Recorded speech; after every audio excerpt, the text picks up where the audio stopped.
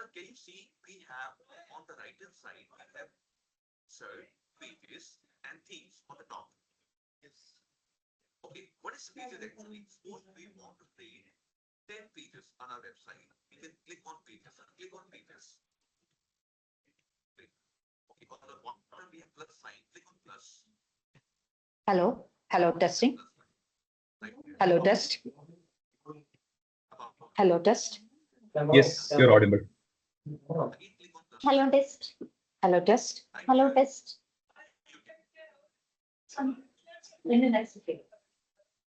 Again, click on plus sign. Done. Again, click on plus sign. Like publications. Hello, mic test. Hello, mic test. Yes.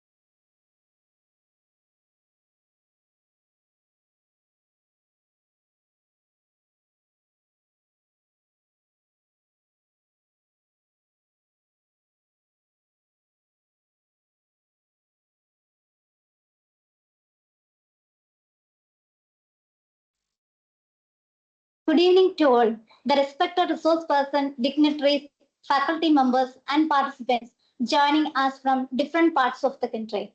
I am Siji Anthony, Assistant Professor, Department of Computer Science. I will be the moderator for today's session. On behalf of Shantigiri College of Computer Science, I warmly welcome you all. Today is the day 4 of the AICT ATAL Academy sponsored 6-day online faculty development program on green transition, leveraging digital tools and strategic leadership for climate resilience. We are delighted to begin today's session with the two insightful talks by distinguished experts, Dr. Varun G. Menon and Dr. Ashok G. Madani. Let's begin our session with the blessing of Almighty.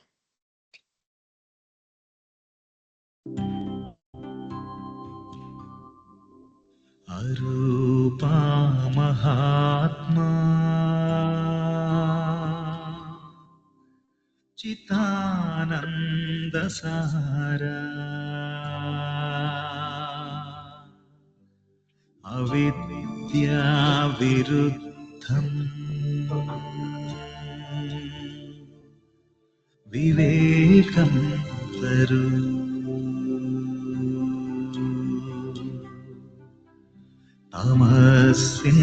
तमस्सिंकृतान्ता Taruni प्रकाशम् अजाता नितान्ता सुचैतन्यमेकु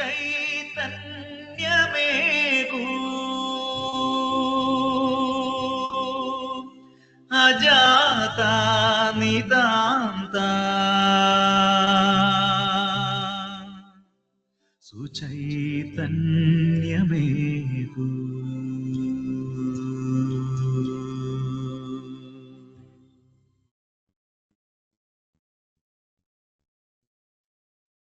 Now move on to session 1, handled by Dr. Varun G. Menon.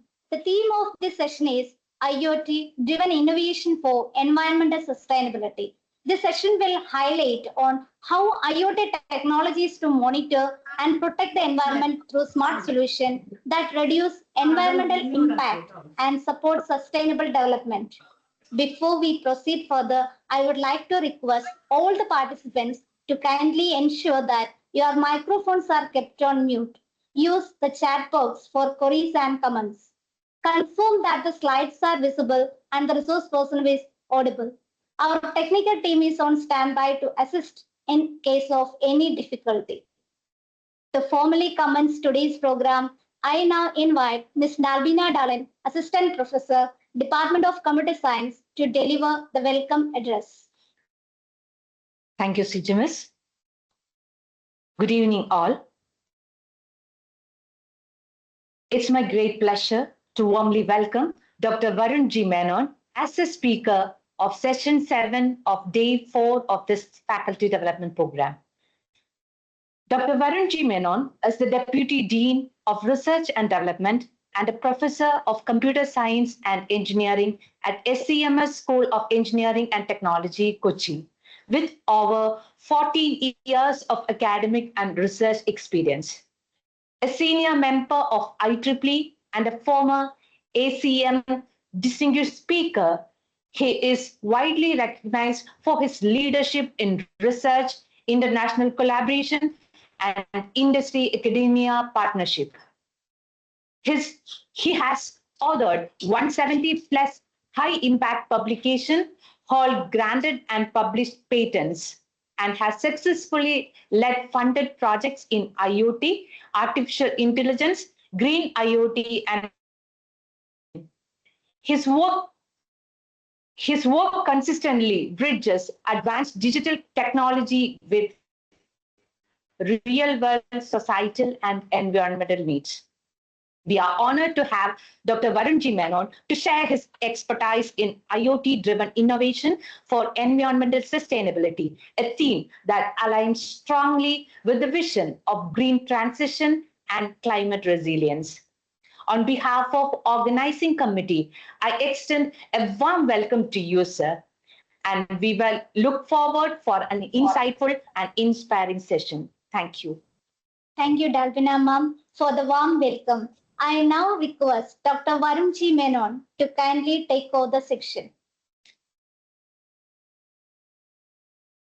Thank you, ma'am, for the kind introduction. Thank you.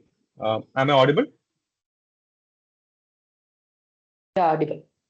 Yeah, thank you.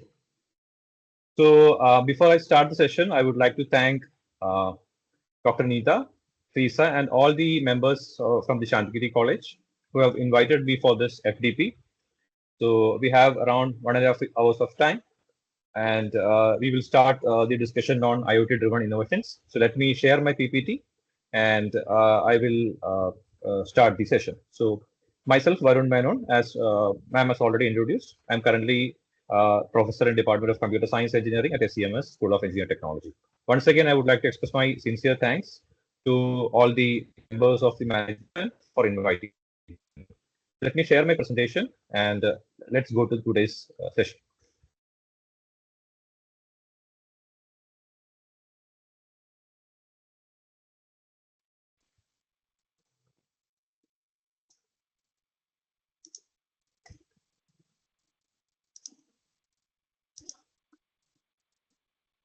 I hope the slide is visible to all.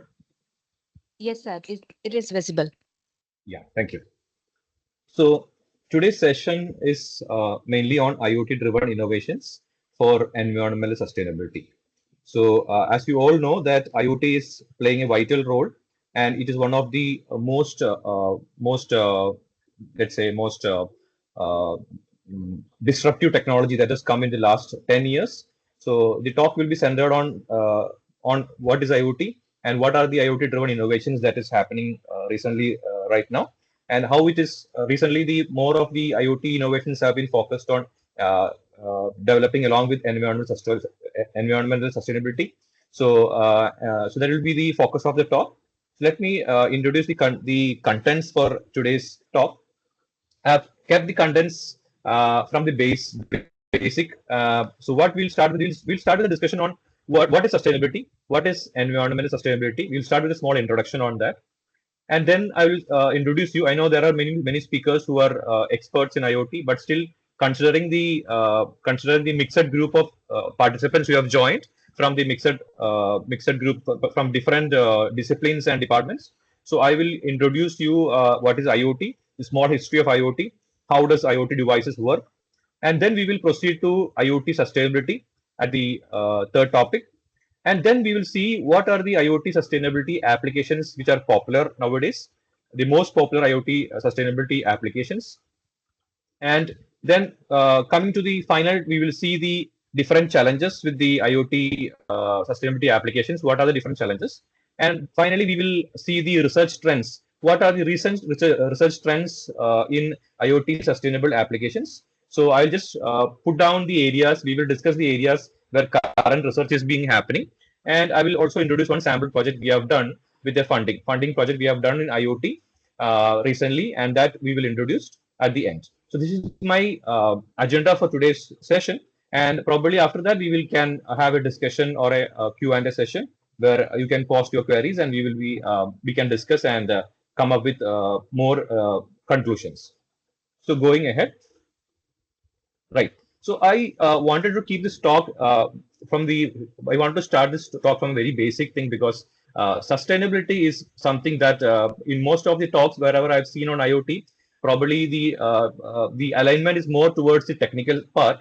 But what we have seen in nowadays projects is that environmental sustainability needs to be given much more importance. Whatever projects we are doing, we have to make sure that the projects are being sustainable, and these projects will contribute to sustainability. Okay, so let's see what is environmental sustainability. I've just highlighted those parts where we all have to focus.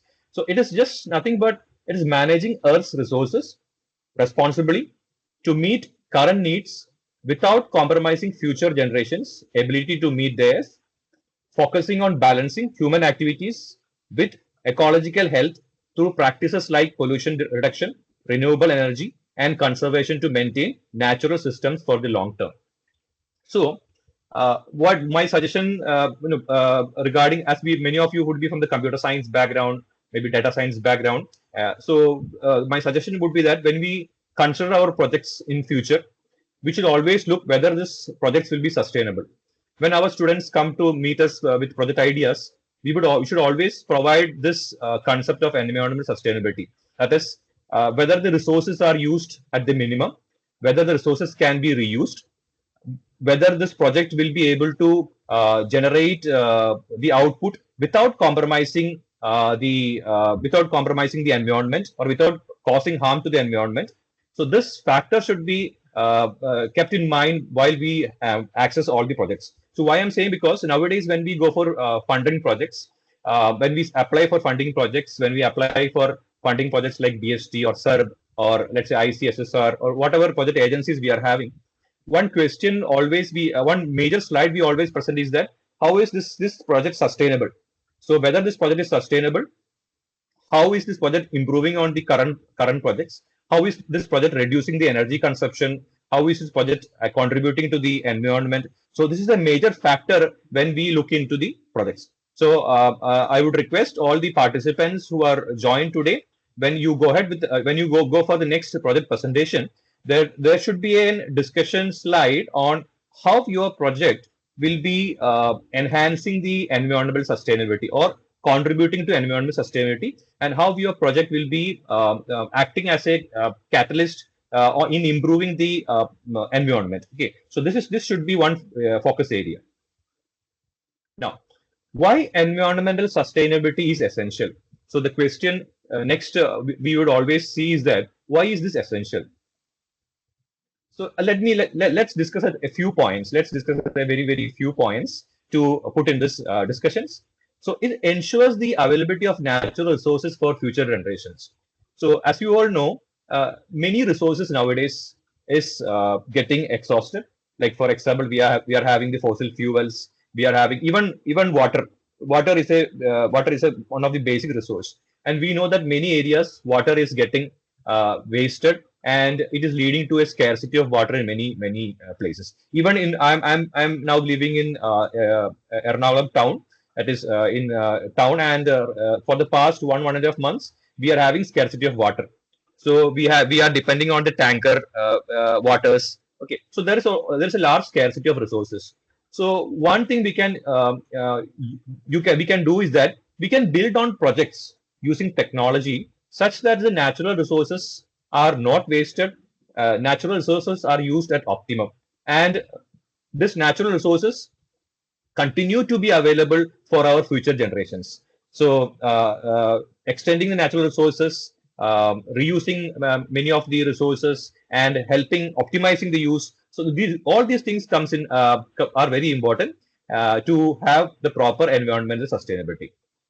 Now, second major thing contributing to environmental sustainability is mitigates climate change and reduces greenhouse gas emissions.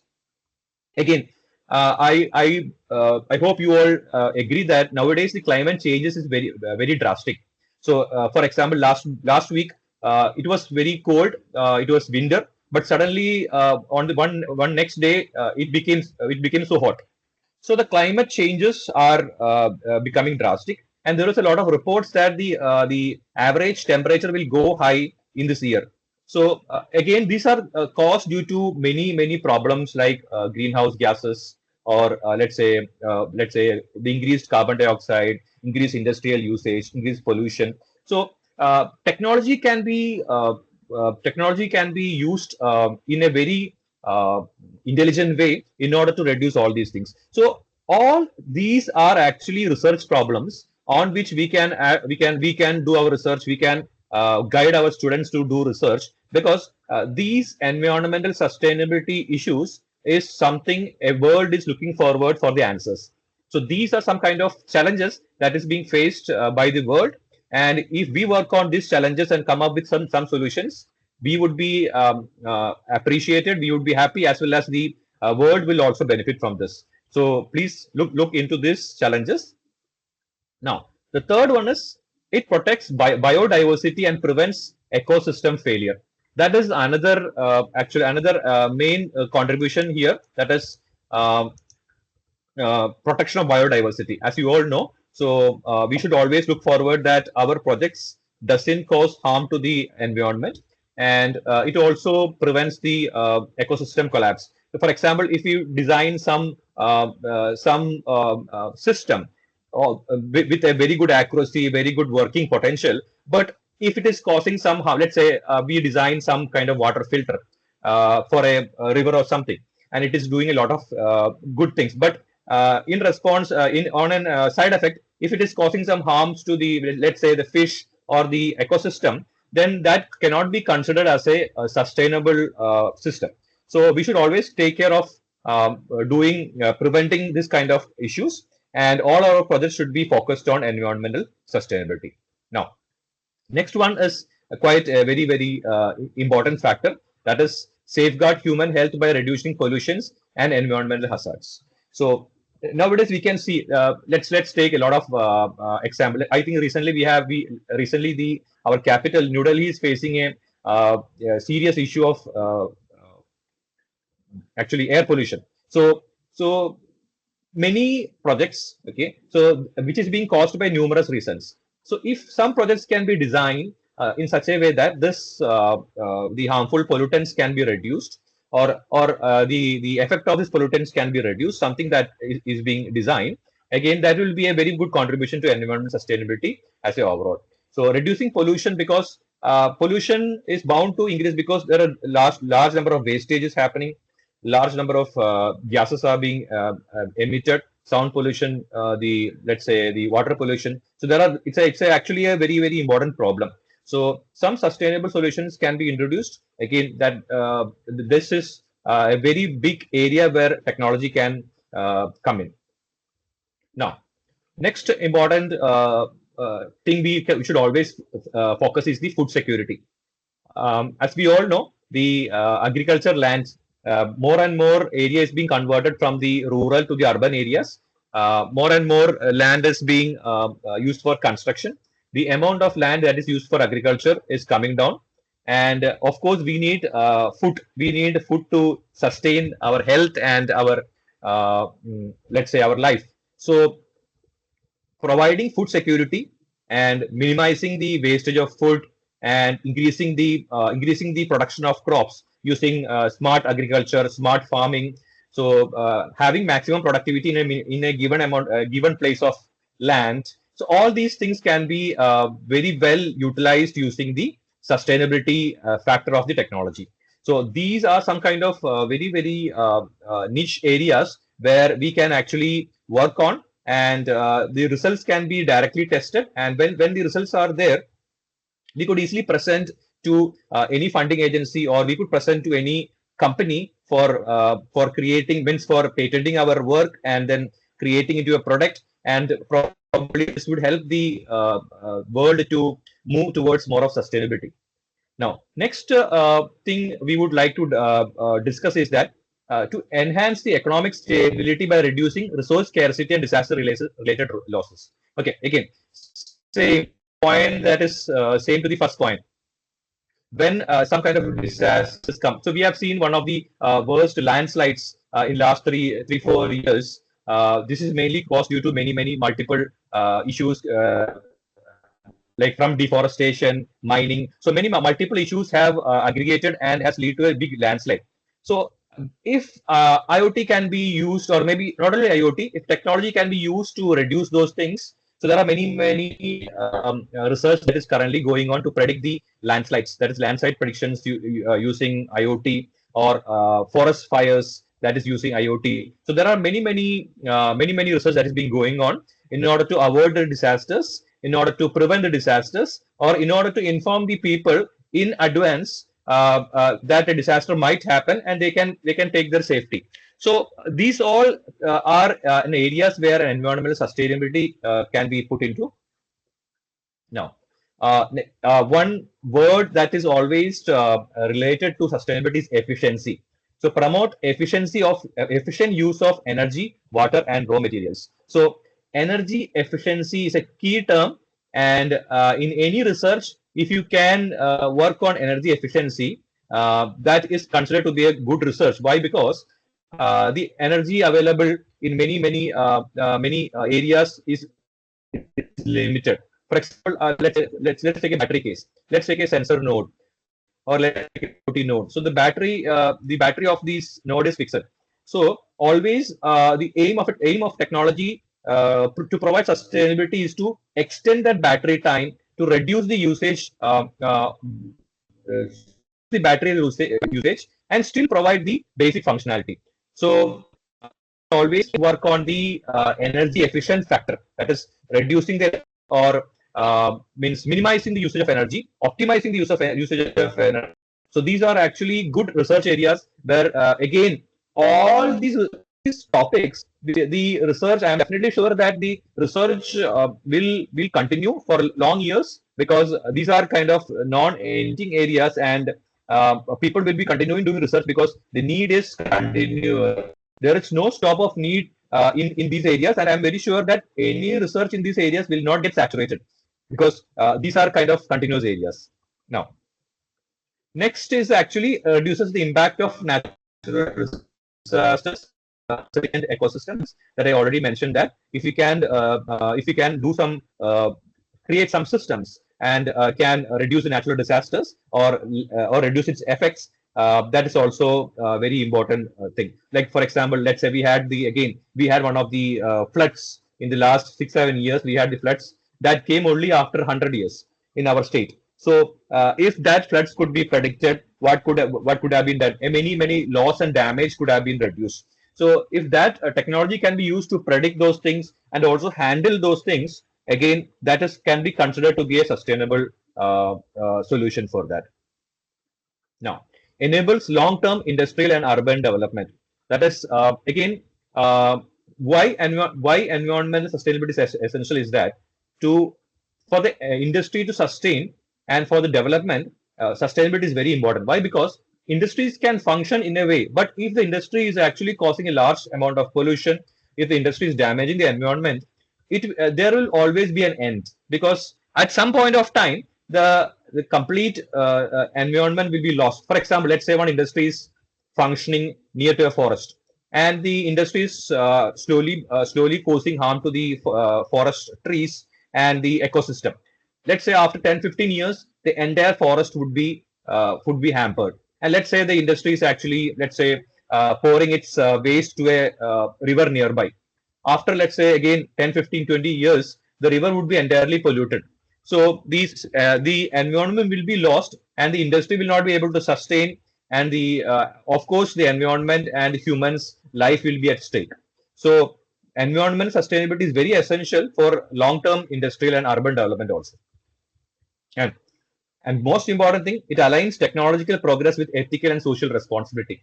So whenever we look again, focusing on the first point of discussions. Whenever we actually propose a project, we should always make sure that the ethical aspects of the project and the social responsibility aspect. So what we can give back to our society. So these two things should be taken care, and that will lead to a sustainable project using technology. So these are the reasons why environmental sustainability is quite essential in our projects.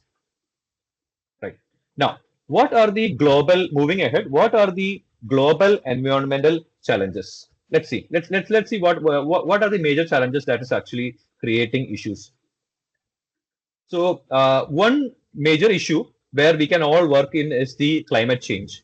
So mainly caused by greenhouse gas emissions from burning fossil fuels, deforestation, etc. So climate change is a place where a lot of focus is required.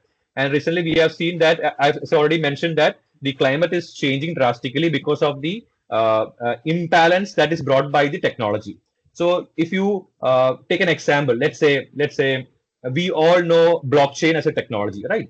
So blockchain as a technology, and there are a lot of good things blockchain is providing us. Security is being a lot of applications are using blockchain for security. We are using blockchain for smart contracts, etc. Even blockchain is used in cryptocurrency and crypto things, right? Now, what we know is that we also know that blockchain is causing a lot of heat dissipation from the systems. High power systems are working continuously, leading to increased in the temperature. So again, that is leading to a change in the climates, and that is leading to some kind of climate change, which will have a long-term impact on the future. That's where the sustainable solution has to come in. So other next area where we already discussed is pollution, global environmental challenges. The second main area is the pollution, and we all know that air, water, and soil pollution from industries, vehicles, plastics, and chemicals. So again, this is a place where some kind of sustainable solutions have to come in. I think there are a lot of research going on nowadays for bringing in sustainable solutions, like let's say recycling of some kind of plastics and recycling of and less emission of vehicles. Government is also pitching in to reduce the vehicle emissions, to have a more strict monitoring on industries. So what I'm trying to tell is that we might not be able to entirely work on a large scale like what the government is doing, but if whatever projects we are doing, if we can keep these things in our mind, that is, if we can bring in the sustainable factor to our projects, that is, our projects, sorry, our projects not causing harm to the environment, or our projects not leading to any pollution, our projects helping to recycle the things. So if that can be done, that is where the that is where the challenge lies, and that is where the opportunity also lies. So I request whenever we go for the projects and also when we guide our students, let's put this factor into being. Now, third one is very important, that is resource depletion. So the overuse of natural resources, we already discussed this initially, like water, fossil fuels, and minerals. So all these resources, some of the resources are fixed. So if we keep on having very high use of these resources, what happens is that resources will get depleted, and the future will have our future will have a great impact, and they will not be able to use some of the resources. So this is also a very important global challenge. Now, the last one we will discuss here is the loss of biodiversity. So due to habitat loss, pollution, climate change, and overexploitation of species, we have seen many places changing into deserts.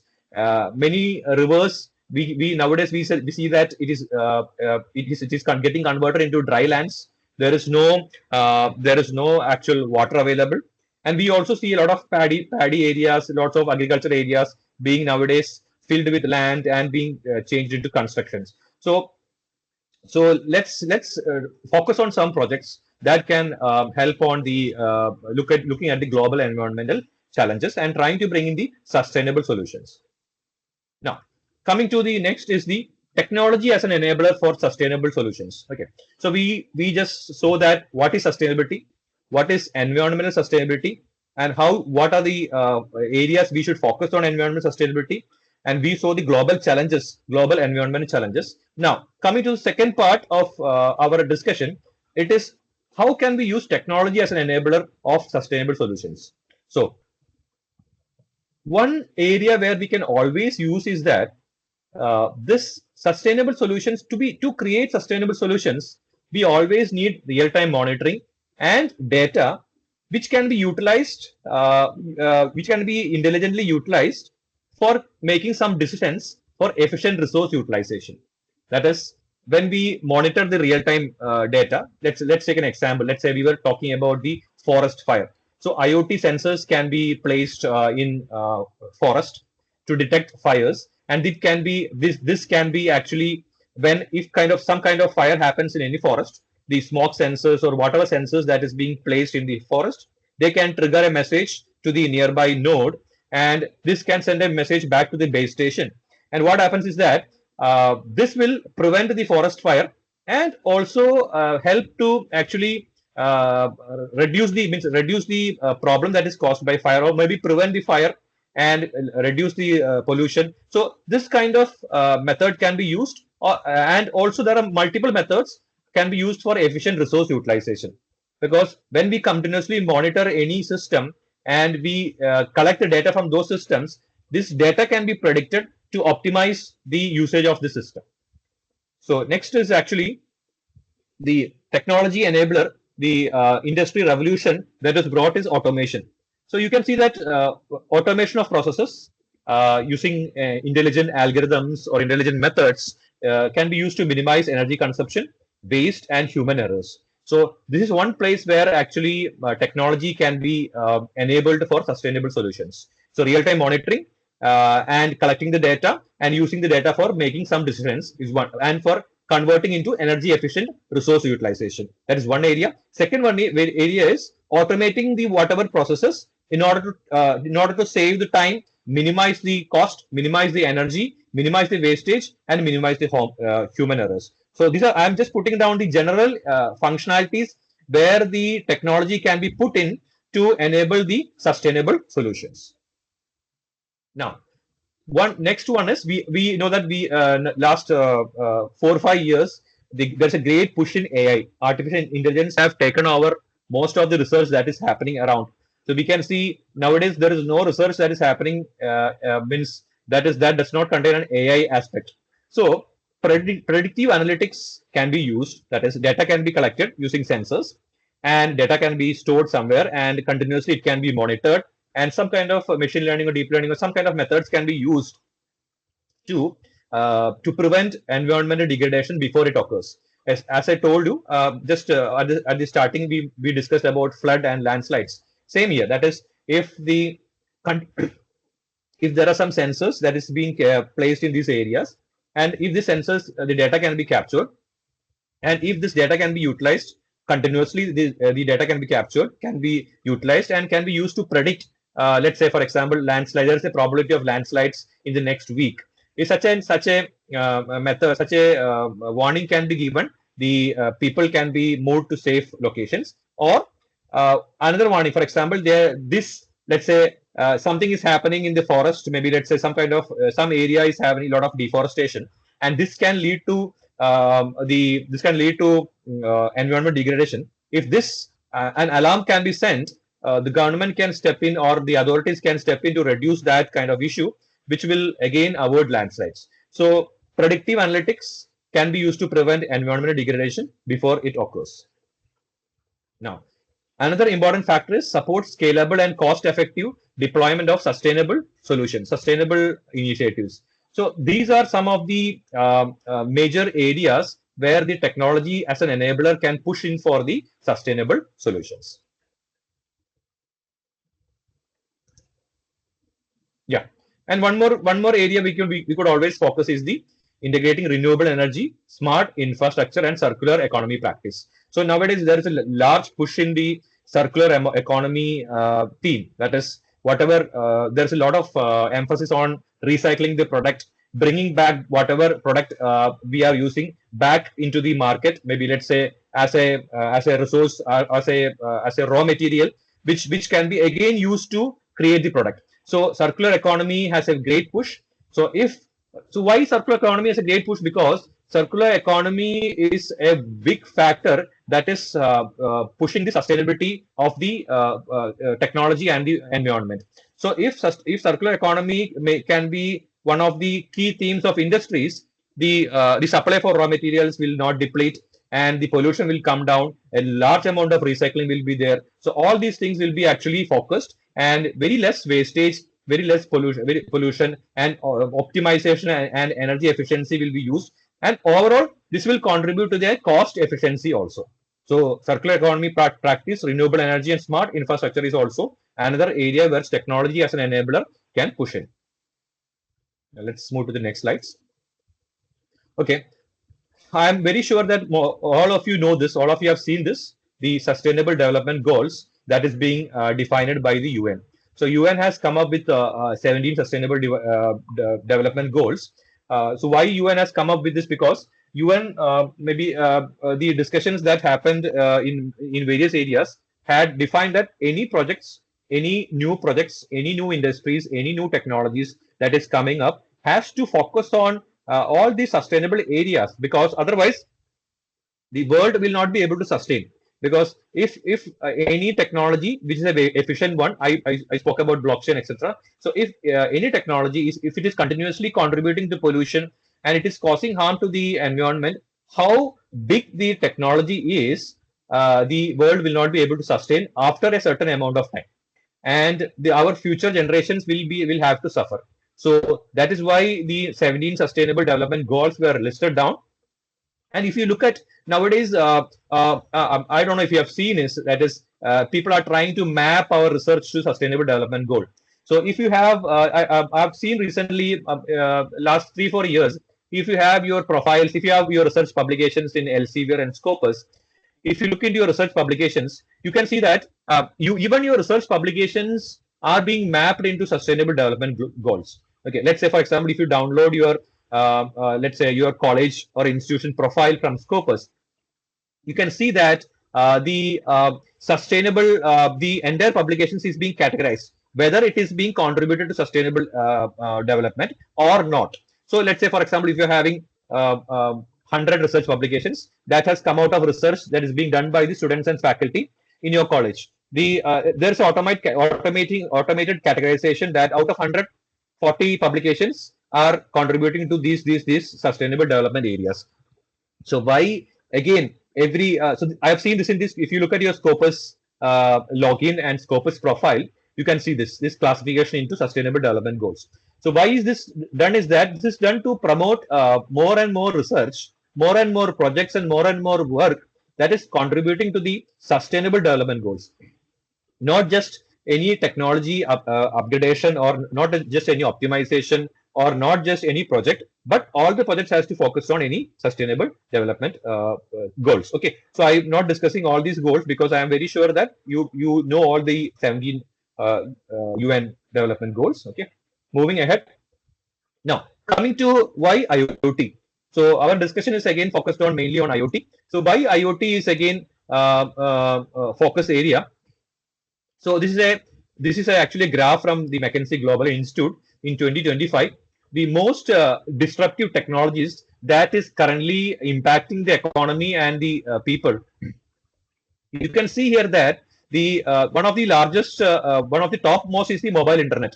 Of course, you know that we all are connected 24 hours in the internet. So it is one of the largest technology. And if you come down, you can see that the another two technologies that is having a very high impact is the IoT and cloud. So IoT technology is said to have a very great impact in the entire areas. And even if you consider mobile internet, see IoT again, IoT technology is affecting all the other areas also, because mobile internet is the technology that is connecting the IoT devices. So mobile internet is actually connected with IoT. Automation of knowledge, automation of devices is again done using IoT. And cloud, the data that is being captured by the fourth technology mentioned here is cloud. So the data that is being captured by the IoT devices is again stored into cloud, right? So huge amount of data. That is, everybody is using mobile phones, and mobile phones are being connected to a lot of IoT devices. Huge amount of data is being generated every second, and it is being stored into clouds. So cloud will be again a very big, let's say, very big enabler for IoT. And you can, fifth technology mentioned here is advanced robotics. Again, robotics would also require sensors to capture the data. Robotics would also require the to send the data. So again, that comes in the IoT technology. You can see the six after six technology. Six technologies again you can see is the autonomous and near autonomous vehicles. Again, that is also something related to IoT. Autonomous cars will have huge, large number of sensors collecting data, continuous. It will be capturing continuous data. The driverless cars, etc. It will be capturing data. This data will be brought, will be sent to some base stations, will be stored in cloud. Some kind of analysis will be done. Some kind of analytics will be done. So you can see all the top six technologies that is causing the top six disruptive technologies that is being mentioned by the McKinsey Global Institute that is currently being impacting the economy is connected with IoT. So that is why IoT has a huge, IoT is considered one of the top disruptive technology that has come in the last 10 years, and it is having a huge impact on the, let's say, whatever work we are doing and the economy as well as the world. So that's why we're discussing more on, people are discussing more on how IoT can be used to optimize the different systems and projects. Now, yeah. So by 2025, the IoT's economic impact will be around 11.1 billion. That is 14% of global GDP. So that is again another information that we have. That is large amount of the GDP of the market and countries will be influenced by the IoT products and the IoT technology. So that is why IoT is given a large amount of push in the in the projects, and a lot of research is happening in the academia, and very high level of research is happening in the industry. So most of the industries nowadays trying to bring in, trying to automate, trying to connect the IoT devices, trying to manufacture technologies, standards for IoT. So that is, I just want to push here the concept that this is why IoT is getting the large push from industry and the academia. Now, I will just quickly go through IoT. I'm not gonna explain in detail because many of you are already experts in IoT, and many of you have a good knowledge of IoT. Just for some people who have just maybe of different disciplines. So IoT is nothing but we are actually connecting the devices. That is, IoT describes the network of physical objects, things that are implanted with sensors, software, and other technologies for the purpose of connecting and exchanging data with other devices and systems over the internet.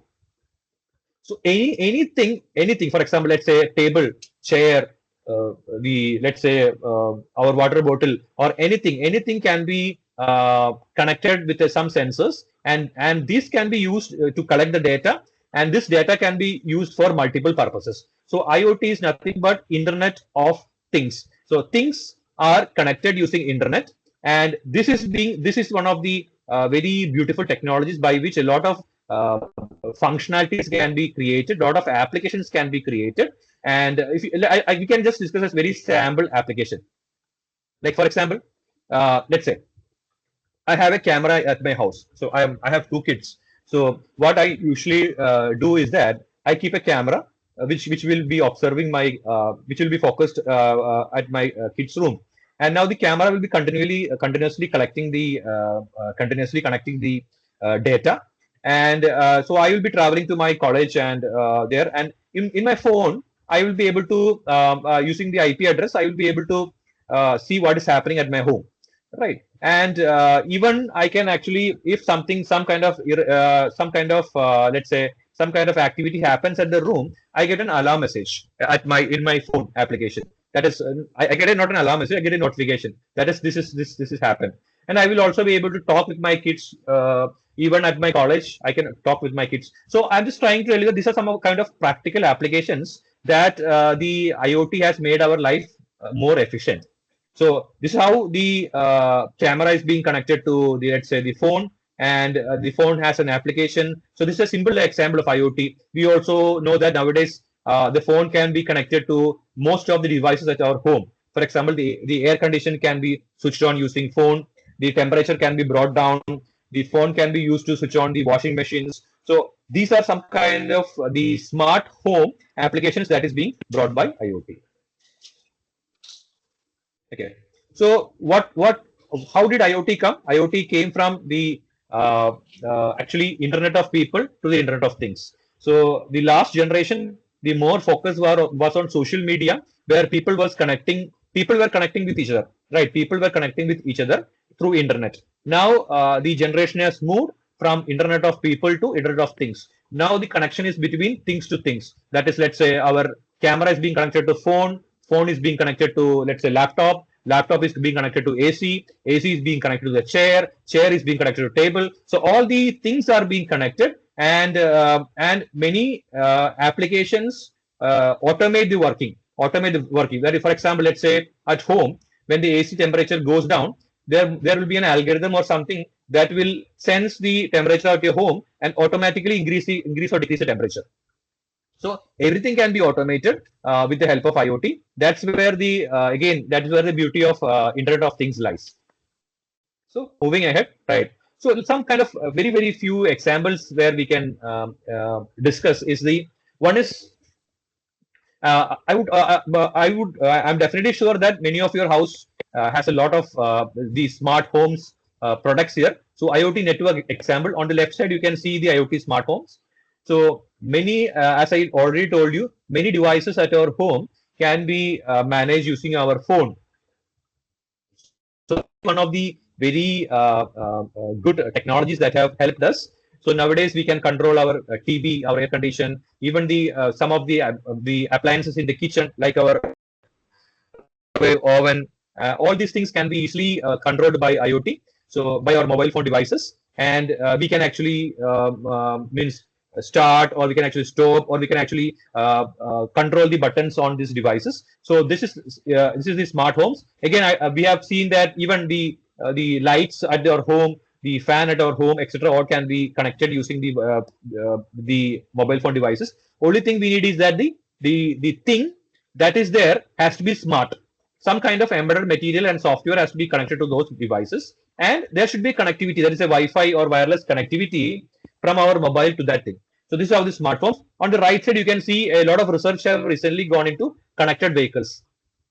So the vehicular networks, VANETs, and connected vehicles, a lot of research is currently being happening. So many countries have already implemented a lot of these scenarios where the data from one car will be sent to the other car. For example, let's say some cars are moving and there is some accident in the front. The sensors in the car can collect this data, and this data is being sent to the cars that is coming behind, informing that there is an accident in the front, and this can actually efficiently reroute the cars. So this kind of IoT enabled a lot of connected vehicles applications are happening, and also in the driverless cars, actually a lot of applications are being enabled using the IoT aspects. So now I am just mentioning this. This was the history of IoT. I am not going to discuss this. We started with the pre-internet, where the focus was on the SMS. We all know the first started with the pre-internet, and then in 1990s, what happened was the focus came into the World Wide Web. When the World Wide Web was introduced, again from the focus went into emails. The most important communication medium was emails. Then came Web 2.0, where the push came into e-commerce. Once the web became popular, the e-commerce applications like Amazon, etc., became very popular. Now we all know that we do most of the things. We do most of the shopping sitting at home. We do most of the, let's say, food delivery, etc., sitting at home. So that was Web 2.0, and then came the push for the Internet of People. As I mentioned, the social media, Facebook, the Orkut, the Skype, YouTube, the social media push was the next generation. And finally, now finally, the last 10 years is where the Internet of Things have taken over. The things started to be smart, and nowadays we add the smart word to most of things. Smartwatch, smartphone, the smart TV. We add the smart, let's say, smart AC. So the smart word is added where the IoT connection comes in, or the IoT technology comes in. So machine to machine communication is nowadays happening. Once the algorithm is set and the system is installed, we need not even look into that. Automatically, based on the data that is being collected from the system, as I mentioned regarding AC, if the temperature goes down, the data is automatically taken by the system and the temperature adjustment is done automatically. So the human intervention is not at all required in many cases. In many cases, not all the cases, in many cases. So machine to machine communication is nowadays being pushed. Now, so just putting the what are the components of elements of IoT. So understanding the Internet of Things mainly focus on 6 elements. I'm just summarizing. This elements can vary based on application, but just focusing on the fundamental elements of IoT. So you can see here everything starts with the identification. So every device needs let's say for example our phone, or let's say our laptop, or let's say our smart AC. Yeah. So everything needs.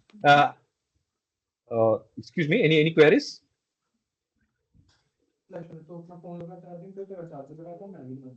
No, sir, no queries.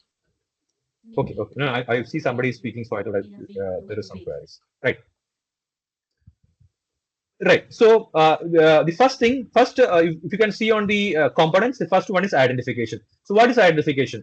Every device has to be identified in the network using some value. So the most common value that is being used by IoT is the IP address, Internet Protocol address, like unique number that is being given to the devices. So every device, let's for example your AC, your let's say your fan, or whatever smart devices are there, it will have to be identified in the network using using an identification mechanism, and the common mechanism we use the IPv4 address. So that is why there is a shift from the IP version 4 address to IP version 6 address, because IP version 4 address is a 32-bit address which was introduced long back, considering only the laptops. But now what happens is that everybody is having smart devices. Everybody is having at least 10, 12 smart devices. So considering the smart devices that excuse me, can you please mute?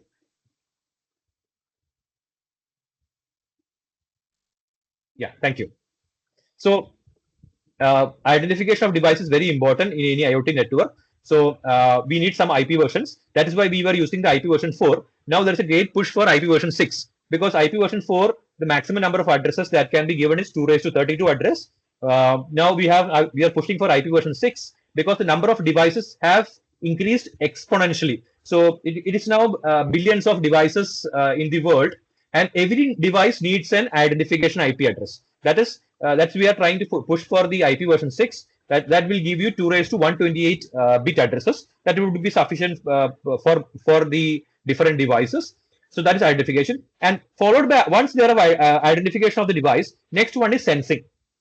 We should have some hardware device that will be capturing the data from the environment. Like for example, in regarding AC, there should be some kind of hardware device on the AC that is capturing the heat information from the environment. So those devices are known as sensors. So sensors are the basic building blocks of IoT. Sensors will be installed on any small devices, any smart devices, which will be capturing data. So our smartphone has a lot of sensors: touch sensor, the accelerometer, the gyroscope. There are a lot of sensors in our smartphone, and our smartphone is capturing a lot of data and is performing a lot of things, which many things we are unaware of, but a smartphone is actually performing a lot of things. So sensors are the hardware devices which will be capturing the data. Next thing is, once the data is being captured, this data has to be means this data or the smart device has to be connected to the mobile phone or on the next device. So that connectivity is provided by the communication. You can see the next component is the communication.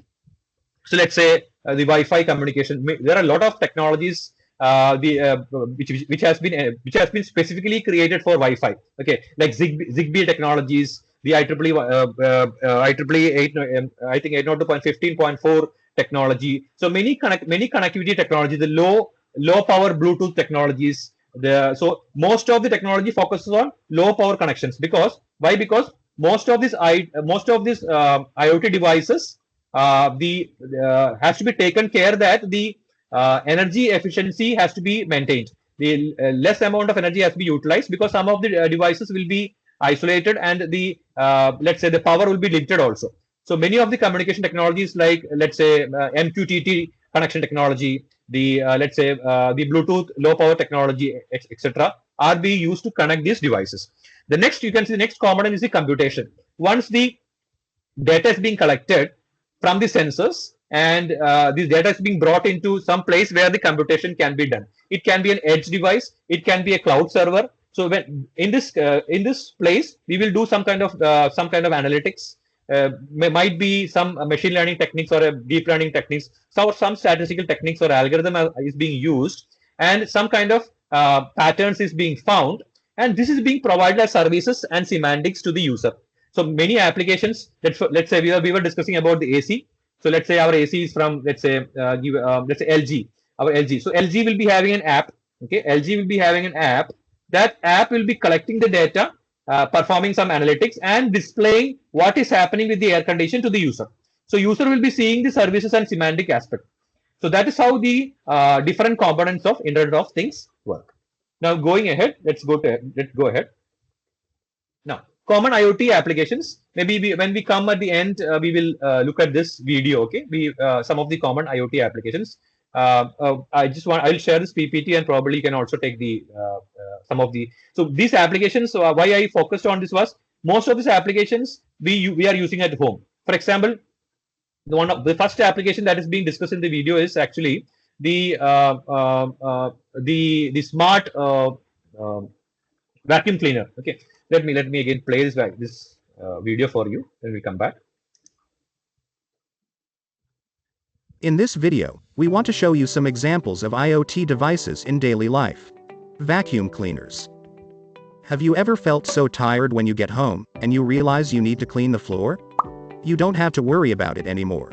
With vacuum cleaner robots, you can program the cleaning of the floor from your phone at any time, and the robot does the rest with great results. Also, they usually integrate with home virtual assistants to make the programming easier. Smart lights. Are you tired of getting up just to turn on the lights of the room? With smart lights, you can control everything from your phone, or even with your voice. For instance, if you are not home, you could set the lights to turn on at a certain time, maybe to persuade potential thieves to stay away from your house. Pet finders. Now you can find your dog or cat anywhere and anytime.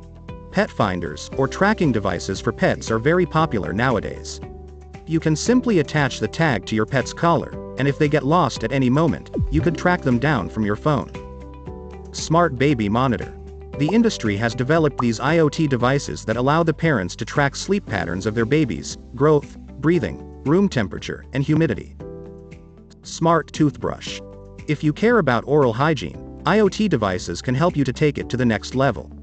Smart toothbrushes arise as an interesting bet for educating people in how to use this product to keep a good oral health. This device would connect to an app on the phone and show the user when it is time to wash the teeth, and also, it displays information about the parts of the mouth that are already clean. We hope you liked this short list of IoT devices examples in daily life. If you want to know more about IoT, be sure to visit our website, deepseadev.com. And don't forget to like, comment, and subscribe for more great content like this.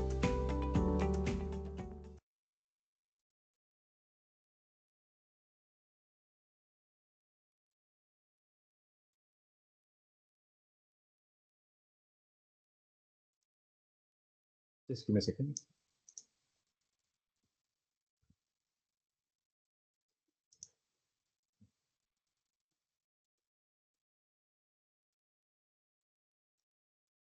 Okay, so we have just seen few very popular IoT applications, and I'm sure that most of you would have definitely used these applications at home also.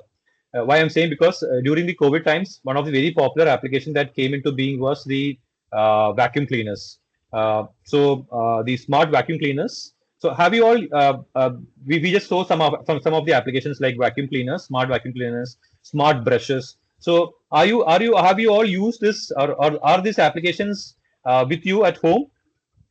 Probably you can put your message in chat. Whatever applications we have seen right now, are these applications being used at your home? Like for example, the smart vacuum cleaners or smart let's say the smart brush that we have discussed, the baby monitoring we have done. I believe most of you would have been using this, right? So probably again, it's an yeah. I think can you just can you just type into chat which are the applications you have used at home? So I'll have an idea about what are the major applications that is being used. Maybe you can just type into chat.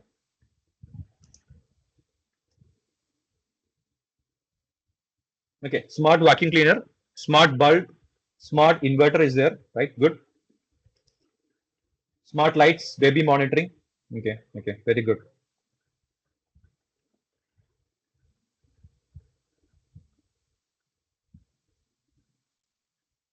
Okay, I think most of you would be using these many of you would be using these smart vacuum cleaners because again, it has become very popular nowadays with the smart vacuum cleaner. You need to just switch on the vacuum cleaner. It will automatically sense, it will be automatically sensing the uh, your rooms, and it will be automatically mapping your rooms with an intelligent algorithm, and it will be once after sensing, it will again start the vacuum cleaner cleaning.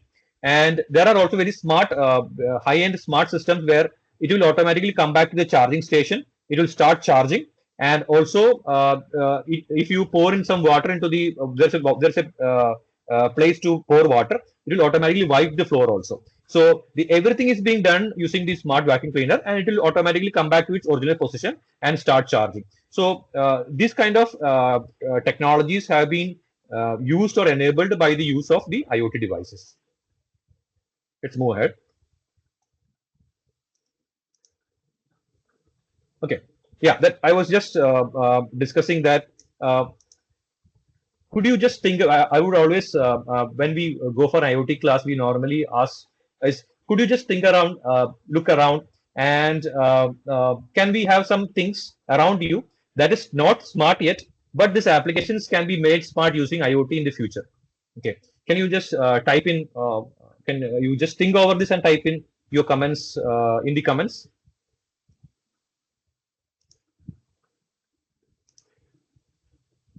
There is some kind of things that is around us. Okay, so some kind of unique things which may be made smart using the IoT devices. Can you we can take 2 minutes on this. Can you just think that what can be made smart which are not smart till now? Okay, those devices are not smart till now, but using the IoT concepts, these things can be made smart, and some kind of application can be developed. Can you think on this and probably give a response? I hope you got my question. That is, the discussion point is, let's say for example, some kind of things around us. I can give an example. Okay, let's say I can give smart. Let's say I don't know if it is existing. Smart clothes. Okay, I'm talking about smart clothes where some. I think this has already come up in many stores. You have some kind of dress where you have smart embedded software. Yeah, I can see green nursery for plants, smart nursery. Okay, that I think smart farming is already there in many systems where you can yeah, smart babysittings is there where you can actually means you can actually plan how much amount of water can be given to the plants, etc. So what we are trying is that any applications on let's say around us can be made smart by adding the sensors, by automating. I'm just giving the example of let's say smart clothes, what I've mentioned. In smart clothes, you have these shirts and some other clothes where a chip is being embedded into the cloth. Okay, the chip is being embedded into the cloth. What happens is that if this cloth, the color of the cloth can be changed using this chip.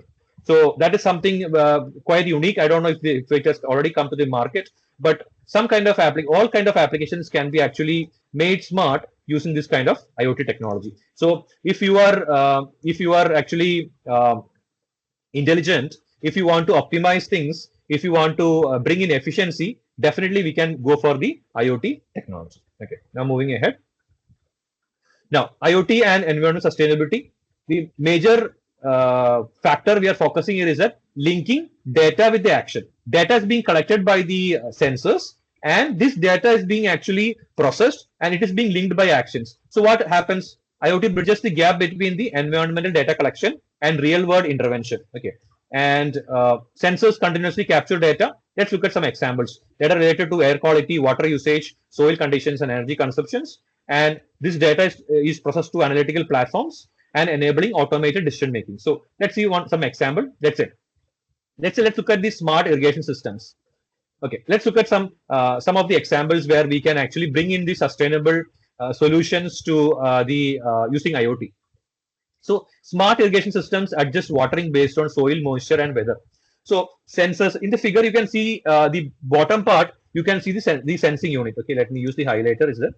Yeah. So you can see at the bottom part, you can see a sensing unit, right?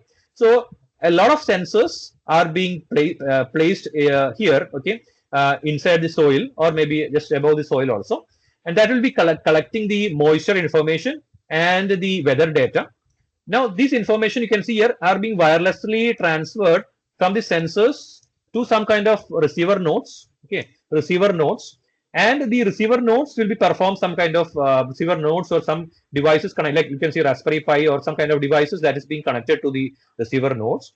This will perform some kind of, let's say, some kind of algorithm or something, which will find out, for example, let's say it will find out the optimized amount of water that is required for the crop. If the sensor senses that the water level has come down, you can see it will activate a motor. That is, sensors are always connected with an actuator for activating the action. That's why I told you, data to the action. So the if the data collected shows that the amount of water in the soil has come down, it will activate the motor. That will activate the pump. And you can see here, immediately the pump is activated and the water comes in. Water comes into the plants. So this is an automated scenario in which the IoT is helping the applications. So why is this application important? Because it's a very simple application. We have seen students doing a lot of projects on these applications, but I don't know if it is being employed on a large scale. We have seen a few homes and few research areas where this is being employed. On a large scale, in a few countries, it has been already deployed. So you can see the importance is that wastage of water has been brought down. So the wastage of water has been brought down, and the second importance is that the soil or the crop gets the ideal amount of water. The crop is not spoiled by large amount of water, or crop is not spoiled by lack of water. Crop gets the ideal amount of water. Crop will grow well, and the wastage of water is also avoided. This is how the efficiency is being brought by IoT, and that is leading to the sustainable development. So and everything will be available for the user. You can see here the subscriber unit, that is any user can see everything in his phone, the data, the dashboards, whatever is being done, what time the motor was working, what time the motor entered, all these things can be seen by the customer in the subscriber unit. So that is the beauty of this technology. And in many places is practical. You can see practical watering on the right side. You can see the practical watering is being done. This is being implemented in many countries. Smart farming and watering technologies. So second focus of the IoT has been on continuous monitoring and predictive insight. Okay, so let's see how continuous monitoring and predictive insights help. Continuous monitoring help the environment to come up with some let's say if continuous monitoring will be capturing data, and when there is a change in the pattern of data, it can lead to it can send some warning signs. So this warning signs can be actually used to prevent any problems, or can be given as insights for improving the efficiency. Okay, so it can provide a lot of input to the predictive analytics sides. Okay, let's see. So let's go for an example of how continuous monitoring can be used by IoT for creating a sustainable solution. We spoke about air quality sensors. So we all know that there are a lot of let's say AQI measures or air quality indicators. You can see the air quality sensors can used to predict pollution peaks and issuing public health alerts. So you can see here again, as the fundamental component in any IoT is sensors. You can see the air quality sensors, which will be placed at various locations, and it will be capturing the different readings of different gases or let's say the air, and you can see here the other meteorological data is also there. Now what happens is that the real-time processing can be done using some machine learning or deep learning methods, and this can be provided to users as an air quality assessment can be done. And for example, let's say you can see here on the right side, you can see some kind of alerts can be created on real time. For example, if sensors are available, let's say for example today there is something happened in a certain place, some kind of burning of trees, or some kind of smoke is being generated in a certain place. Immediately the sensors can trigger the alarm, and the sensors can inform the users or the people around the area that the air quality index has come down, some kind of gas is being generated. Please restrict yourself to home, or use mask, or mask can be used. So this kind of health risk can be avoided using the continuous monitoring using the air quality sensors. So this is again another second important way in which continuous monitoring using IoT can be used to bring out sustainable, or the techniques that can be used to the things can be used to develop, or maybe let's say prevent health hazards, and also contribute to the environment. Now moving ahead, right? So again, third one is the system optimization. How can you optimize the things? Okay, let's look at the application optimization at multiple levels. Let's look at some applications. Okay, right. So yeah, before coming to applications, let's look at the I spoke about the UN Sustainable Development Goals. So especially SDG 6, 11, 12, 13, and 15. These are actually the focus areas where the sustainable development can be created using the IoT applications. So if you look at the SDG 6 is mainly focusing on clean water and sanitation, smart sensors for water quality, leakage detection, and efficient distribution can be done. So there are many solutions using IoT. For example, let's say we have the water tank at home. So one major problem that is being faced by the many household is that you switch on the motor, and the water will get filled into the tank, and the water will be spilling the tank also. So one thing we can do here is that there are many IoT devices. Once the water reaches a certain level, it will automatically switch off the let's say the motor. So this is a very important IoT applications. So this will definitely reduce the amount of water wastage, right? I've been traveling to some places. So I recently went to a country, another university in another country. So what application I saw in there was I met with the students in the university hostel. So the students were telling that there are some sensors in their bathrooms. So what the sensors collect is that the sensors will collect the amount of water they are using for for bathing and other purpose. So every day they will get an analysis of how much amount of water have been used, and if the usage of water exceeds a particular level, it will lead to a fine also. Right. So this is being already implemented in many universities. Last month I have visited one university. So this is already being implemented in the students' hostel. So this makes sure that the students does not overuse the water, or also if unknowingly somebody has kept the tap open, this will also trigger an alarm to the alarm in the application. So this will also reduce the wastage of water. Okay. Next one is sustainable cities is SDG 11. Smart traffic, wastage and energy systems for reduced emissions. So there is a lot of push for the smart cities where traffic is becoming smart, reduce wastage, etc. Now responsible consumption, we have seen that real-time tracking of the devices, smart farming, etc. Okay, we have seen already that. Climate action, we have seen that. Environmental sensing, emission monitoring, and early warning systems. We have seen that. And life on land. Okay, that is sustaining the biodiversity, forest and soil health monitoring. So all these areas, actually we can create intelligent solutions to make sure that the IoT based applications can be done to create efficient products that will contribute to the sustainability of the environment.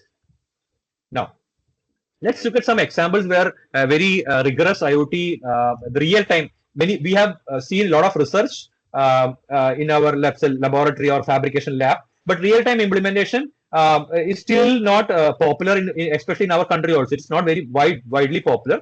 So let's look at some examples. The South Korea smart air quality monitoring is actually a nationwide deployment of dense IoT sensor networks. They have deployed very dense IoT sensor networks to capture the different gases, ozone level, and different gases. And real-time data is being integrated with the meteorological systems and public dashboards. So any place some kind of value or some kind of gases are increased or some kind of threshold is being taken up, the automated alerts are being issued through schools, industries, and citizens automatically into their phones and applications. So this is being done, and a case study we look at the one of the rigorously implemented is the South Korea smart air quality systems. You can see here South Korea's smart air quality monitoring. So again, any this will capture a lot of gases, AQ, the quality index. They have also come up with different types of air quality index that is matching with the AQI. They have come up with their own quality index values, and it will also capture the smell and odor also. This system. So this system is being deployed throughout the country, and it will generate automatic alerts to the schools, especially the schools, to make sure that if any kind of problem is happening in the air, it will be reported to the schools and the citizens in the dashboard. Now, IoT in water resource management, we know that smart meters can be used for leak detection. There are in industry there are many sensors that will highlight if there is any leakage in the pipes or etc. So that is one major area where industry is being used. Sensors for water quality.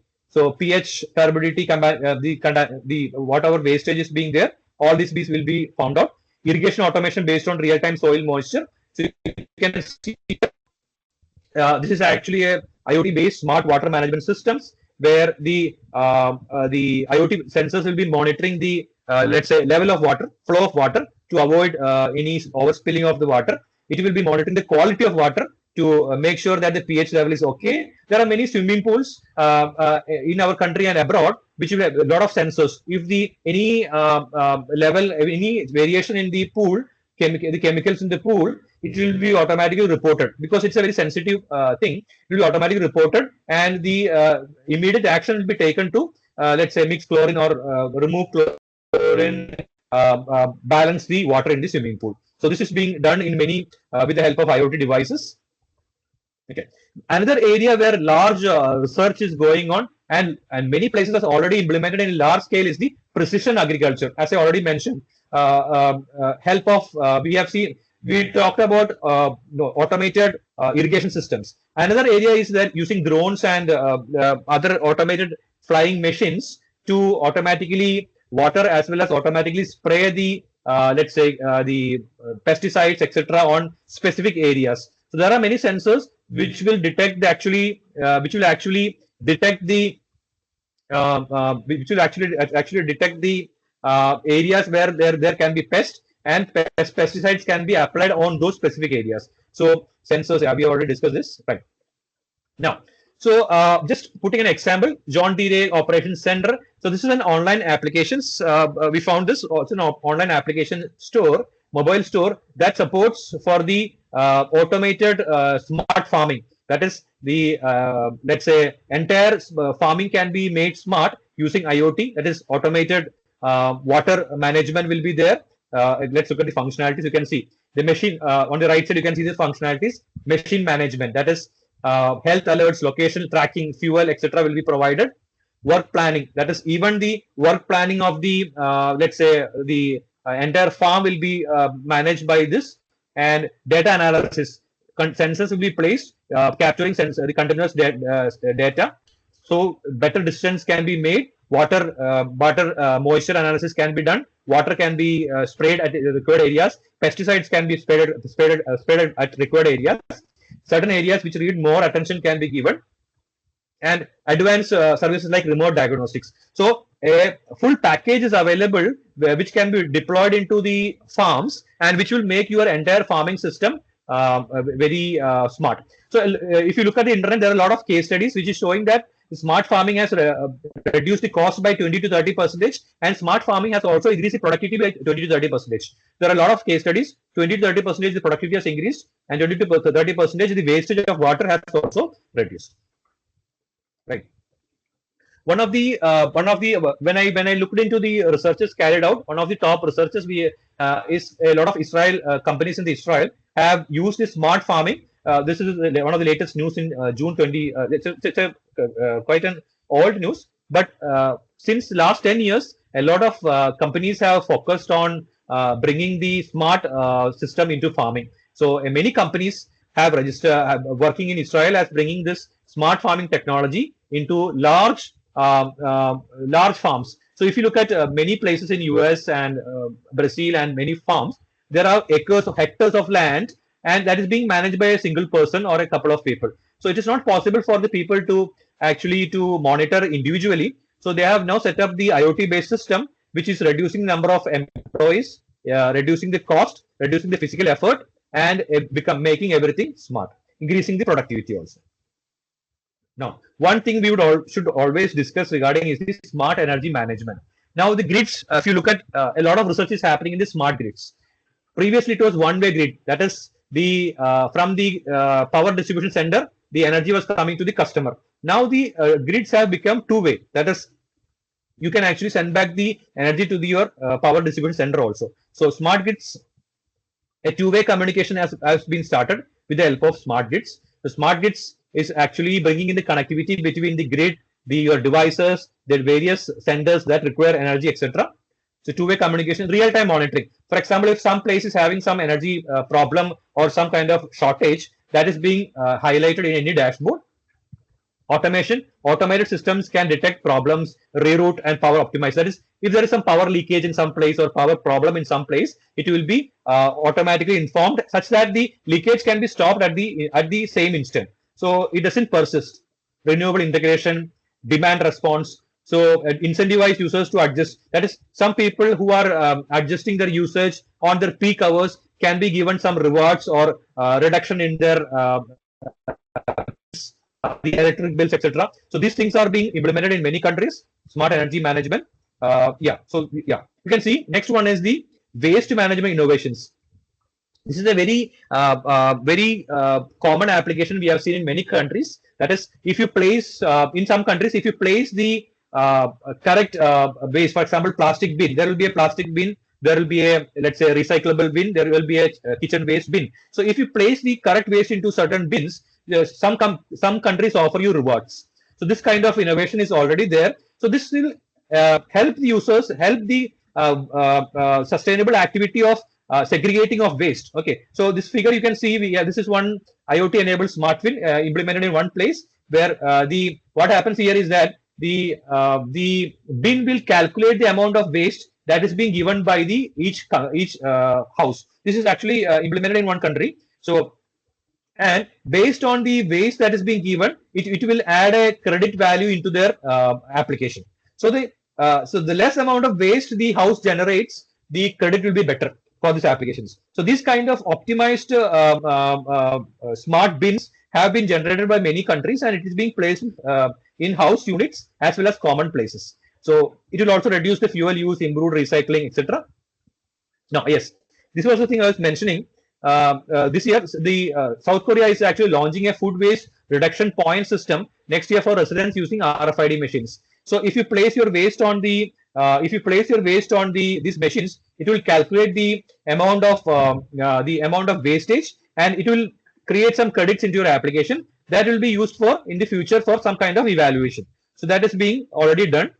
So these are the practices that the IoT is being enabling in order to come up with the sustainable environment. Now, wildlife and ecosystem monitoring. So you have seen that there is a lot of let's say pet tracking. Pet tracking has become one of the major use of IoT. The pets have been connected with some kind of sensors, where if you one of the major problem we always face is that sometimes the pet goes missing.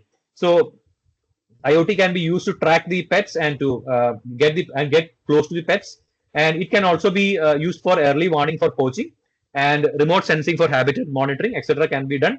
one application I have seen is that in our area is that there is always a there is always a that means some of in some places elephants come to the villages. Elephant cross the fences and come to the villages. So some places IoT enabled applications have been created such that if it sends the elephants, it will automatically create some lights or something which will prevent the elephant from crossing into the let's say the villages. So this kind of applications have been used in many areas. Okay. Now, yeah, this is clean tech. Clean tech. So another term for sustainability and the technology enabled sustainability is clean tech. Same thing. Same thing. I'm just want to push here is that clean technology is also another term that is being put into sustainability. Now, challenges with IoT. Last part we will discuss on. The problem here is that everything is getting connected. Now the problem is data privacy and security. Data is being collected. It is being transferred over all the areas. So the problem here is data privacy and security. Now, another issue is the cost. Whenever the devices are becoming smart, the cost increases. Next one is energy consumption of IoT devices. As I told you, the third challenge we are facing is the energy is being used by many devices. So that is an additional energy. Last one is digital divide and access issues. Some areas will have high internet connections. Some areas will have low bandwidth. So these are some of the challenges we are having with the IoT, and many researchers having in the first area, data privacy and security, because data that is being collected from the users has to be securely kept. And when it comes on the internet, it is our responsibility who is designing the system to make sure that the data is not being captured. Now, coming to the final topic, that is the trending research areas in IoT and environmental sustainability. What are the recent areas where much research is happening? Okay, so I'll just put down few areas related to IoT. One area is mainly improving the connectivity using the 5G technologies in IoT. Especially, for example, let's say I can give an application for let's say robotic surgery, or some applications that need high speed. Also, let's say the autonomous cars. The more research is going on, how can we increase the connectivity speed? How can we reduce the delay using 5G and 6G technologies? So this is one of the area where a lot of research is going on recently. Now, second research is going on is low power, low cost sensors and IoT system. A lot of research, because every application's cost is very important. So how to manufacture low cost sensors, and how to manufacture sensors that and how to come up with algorithms that can create only low power, that can only take low power from the IoT systems. This is another area where a lot of research is happening recently. Now, next one I already mentioned, energy efficient intelligent IoT systems. So IoT have now become intelligent IoT. That is, every IoT is now having an AI aspect. Okay, that is the analytics of the data that is being captured. A lot of analytics is being done. That is the intelligent IoT. So a lot of research is happening in intelligent IoT. Now, this is one of my research areas. So AI empowered fog and edge management for IoT applications.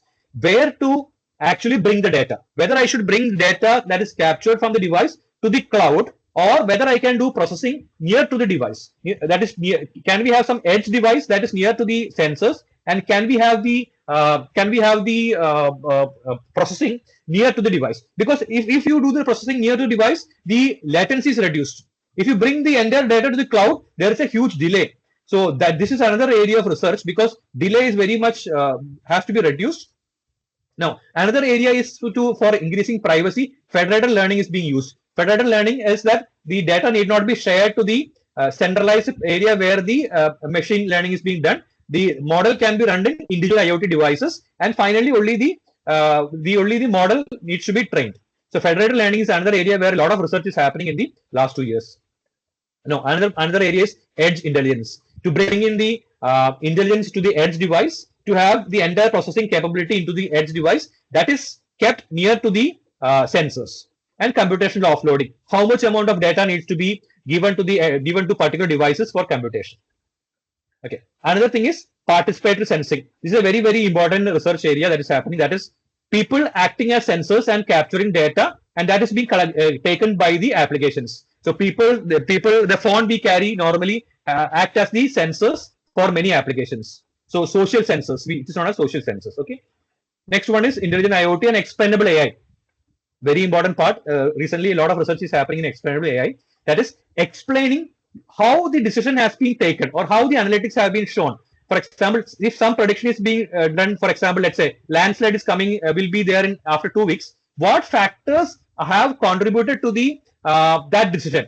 So that will be highlighted using the explainable AI, because that will give a common man, because everything is run using machine learning and deep learning algorithm. This will give a common man what factors are contributing to this, more clarity in the information and how the model works. Now, QoE driven IoT architecture, quality of experience. Every IoT product is now focusing on your quality of experience. In IDS systems, no, another one is sensor fusion systems. How data from the multiple sensors can be integrated together to increase the accuracy and to give a better accuracy for the users.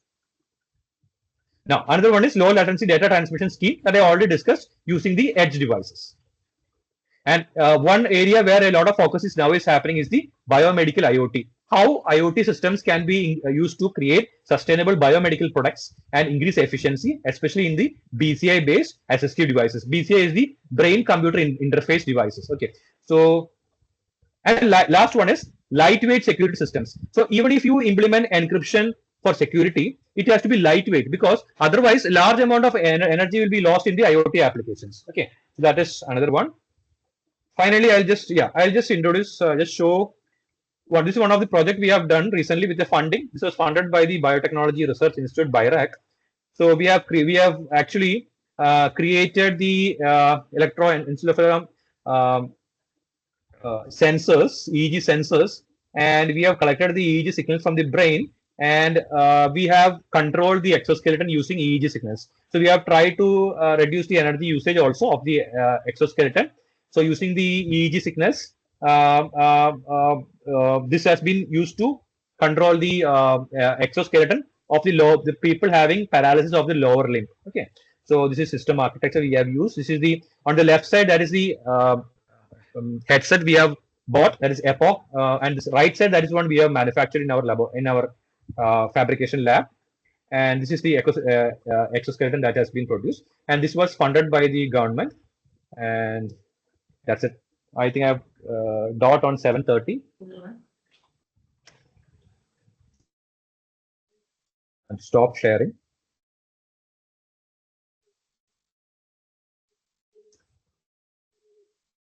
Okay, so I have tried to introduce the sustainability factor. And yeah, please, ma'am.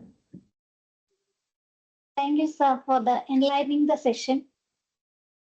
We will now proceed to the question and answer section. Participants are requested to post your questions in the chat box, or you can unmute your microphones and ask queries. I will read out the questions on behalf of the participants. One question in the chat box. As the question is, as countries adopt IoT-driven smart automation to accelerate industrial development, how can they balance economic growth with the protection of user privacy, data security, and environmental sustainability? Yes, I've seen the question. Thank you, Josna ma'am, for posting the question. So that is one challenge that is still happening. Still, many industries are facing.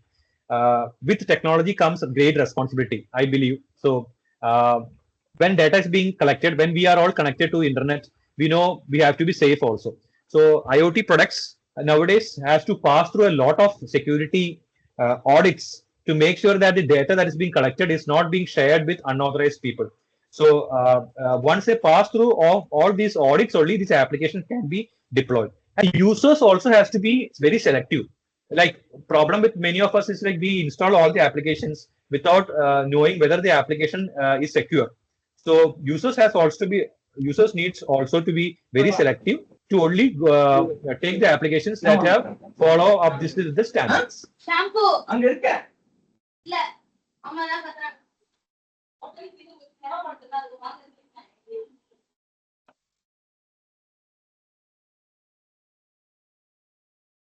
So I hope I have answered. This is the current research area, and security is still being is a research quest.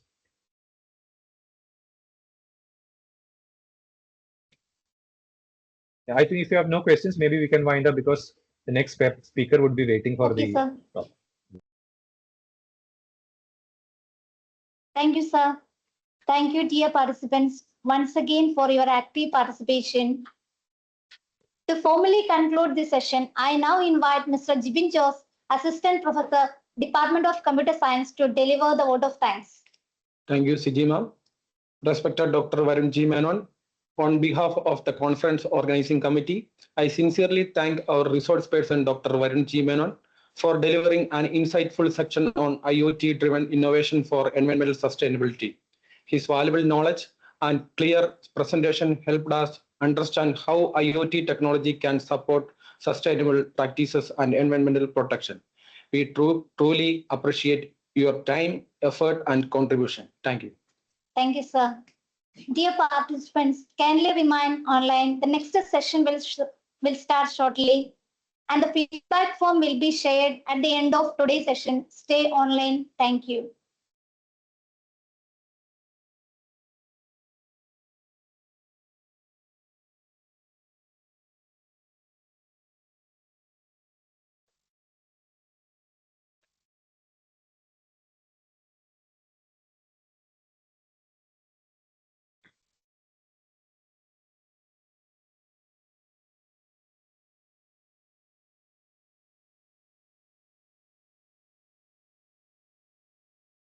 Hello.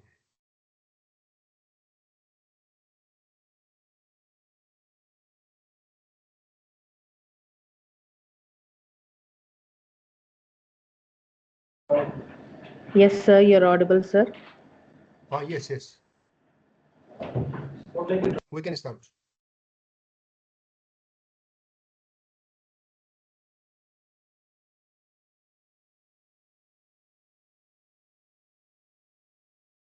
Good evening to all the respected resource person, dignitaries, faculty members, and participants.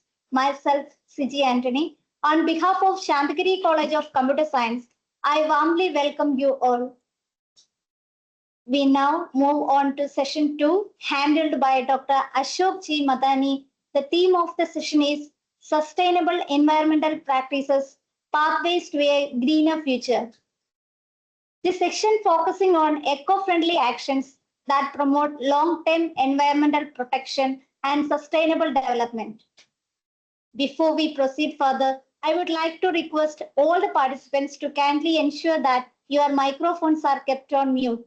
Use the chat box for queries and comments. Confirm that the slides are visible and the resource person is audible. To formally commence today's program, I now invite Ms. Dalbina Dallin to deliver the welcome address. Thank you, Sijimus. Good evening, all. It is my great pleasure to warmly welcome Dr. Ashok G. Madani as the speaker for session 8 of day 4 of this faculty development program. Dr. Ashok G. Madani is a retired professor of mechanical engineering from Government College of Engineering, Jalgand, Maharashtra, with distinguished career spanning over 33 years across academic, research, administration, and industry. He holds a PhD in mechanical engineering and has made significant contributions in the area of energy system, industrial engineering, environmental studies, and applications of AI and IoT for sustainable development. With over 100 journal publication, multiple patents, extensive PhD supervision, and a wide experience as a keynote speaker and FDP resource person, Dr. Madani is widely respected for the academic depth and practical insights. We are honored to have him to deliver his session on sustainable environmental practices, pathway to the greener future, a topic of immense relevance in today's global sustainability dialogue. On behalf of organizers, I extend a warm welcome to you, sir, and look forward for an enlightened session. Thank you, sir. Thank you, Dalbina ma'am, for warm welcome. I now request Dr. Ashok G. Madani to kindly take over the section. Yes. Thanks for kind invitation and kind introduction. The topic for today's expert lecture is sustainable environmental practices, pathways for greener future. These PPTs are visible on your screen. I'm moving the slides. You see confirm whether it is moving or not. Now it is moving. No, sir. PPT is not shared. All these are moving now. PPT once again. The PPT is not shared. 1 minute, 1 minute. That's why I'm confirming whether it is moving or not. Okay, now we will confirm. It is not yet shared, Now sir. it is moving. These are moving.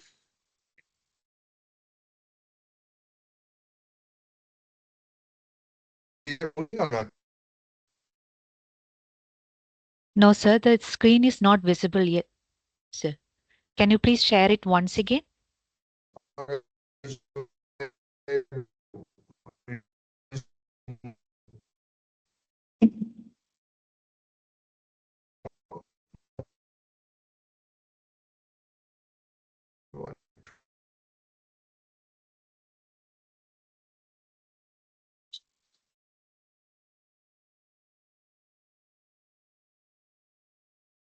No.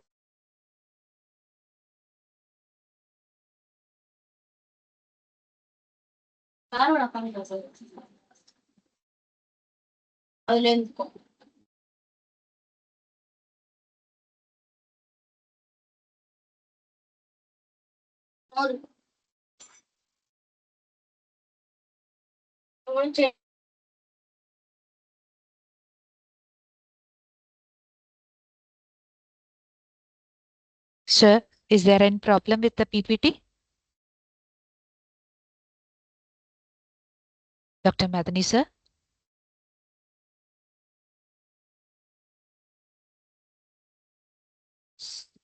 Excuse me, sir?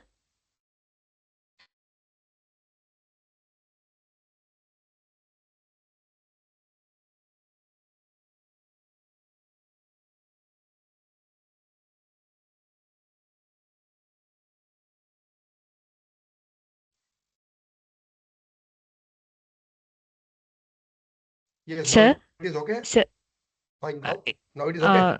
no, sir, it is not yet shared, sir. 1 minute. Is it okay so that we can share from here? Sir, whether Now we it have is. to share? Now it is displayed on Yes, your yes, yes. screen. Yes, it is visible, sir. Huh? Yes. Okay, yes. Can you make it in the slide mode? 1 minute. Now it is okay. Yes, sir. Now these are Yes, sir. moving. Yes, sir. It is moving. Now these key pathways to sustainability and this Yes, COP yes. reporting, Pathway it for is the okay. greener. Yes. Yeah. It is okay, Okay. sir. Fine, Okay. fine. Yes, please. Thank you. Now, welcome to this expert lecture. The topic for today's discussion is sustainable environmental practices, pathways to greener future. Now here, two different areas are there and we are merging that because our role, since we are in teaching, we are in university pattern, college, educational institution, we have to follow this. Means here is sustainable, means which we can accommodate our efforts to the society, to the environment, to the earth. And there is these environmental practices in greener future. Means without any CO2 emissions or without any environmental degradation or any environmental problem creation. So we have to make that our activities and how we can make this. Because when we are living in adjoining area, we are also affected by that also. If anybody is doing any wrong activity, any pollution or any other thing is, then we are also affected by this. And hence we have to, since we are educated, we can understand the impact of that and how we can reduce that carbon means emissions are what we can achieve this zero carbon or carbon neutral economy. Main target is that. Now we go one by one, so a small introduction, and then we go one by one how it is affecting and where is our role. This first is what is environmental sustainability. This environmental sustainability is the broad range of practices from conserving natural resources and preserving biodiversity to reduce waste and emissions. Here we have to make these two, conserve this natural resource plus minimize these emissions or to preserve this biodiversity to reduce the waste and emissions. These core principles involved in this are understanding the health and well-being of humanity. And this is the main target of Sustainable Development Goals. These Sustainable Development Goals, there are 17 Sustainable Goals which have been prescribed or identified by United Nations. And there are 196 targets, and every country they have in COP, they are presenting their progress about the CO2 emissions and how these SDG goals are fulfilled every year. This COP is organized in different countries.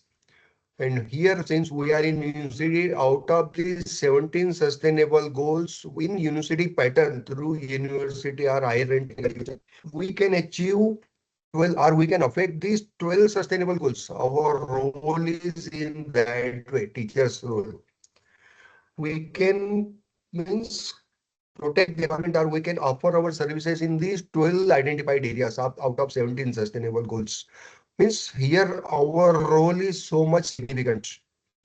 This achieving the greener future relies on adopting the sustainable environment practices like shifting to renewable energy, just like we are now having wind energy, solar mitra, PM solar mitra scheme is going on, in which now these solar panels, these solar cells are installed, commissioned by Ministry of New and Renewable Energy. Just we have to give them the space. Remaining infrastructure, they are doing that all activities. And if we generate more power, we can sell the excess power to grid. Means we can earn the money from that indirectly. I'm telling. Means here it is renewable energy sources.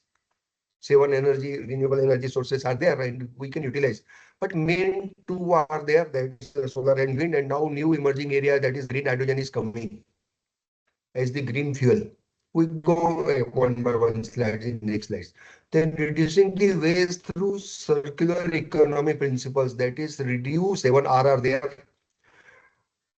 Promoting sustainable transport, conserving resources and supporting biodiversity. All driven by individual actions. Everybody is involved. We cannot escape from our duties. I am not involved in that, and what is my role? Every person is involved in that because whatever activities we are doing, it is causing some environmental degradation. And green technology and supportive policies to create the harmonious low impact world. These are the key pathways to sustainability, that is energy transition means move from fossil fuels to solar, wind and hydropower and boost energy efficiency in homes and business. In India, we are having 70% of this thermal generation. Power generation, 70% is from remaining 30% from renewable energy sources.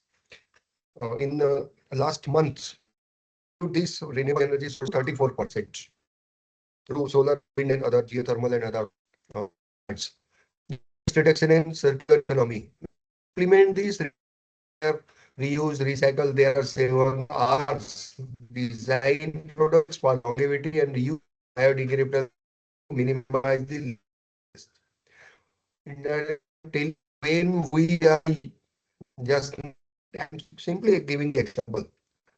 Keep in whenever any new version of mobile phone is coming or when any new laptop we want to purchase.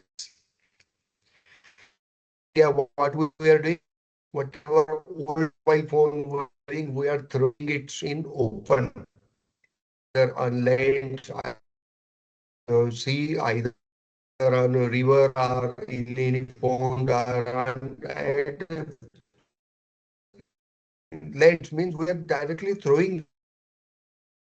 It is beyond repairable. That electronic waste. Actually, if you are living in, deposit that non mobile phone or these laptops. We cannot directly throw it because the electronic is the main culprit now today is US, which is the problem of expose this electronic waste. It is caused radiation effect also. It is causing biodiversity, soil fertility, marine life, aquatic life is also deposit that holds nowadays new batteries. Of course, in India, using vehicle batteries or electrical vehicles since last 3 to 4 years. Actually, this batteries is nearly 8 years. New development in which we can upgrade our new nanotechnology. At present, we have lithium batteries, which are completely we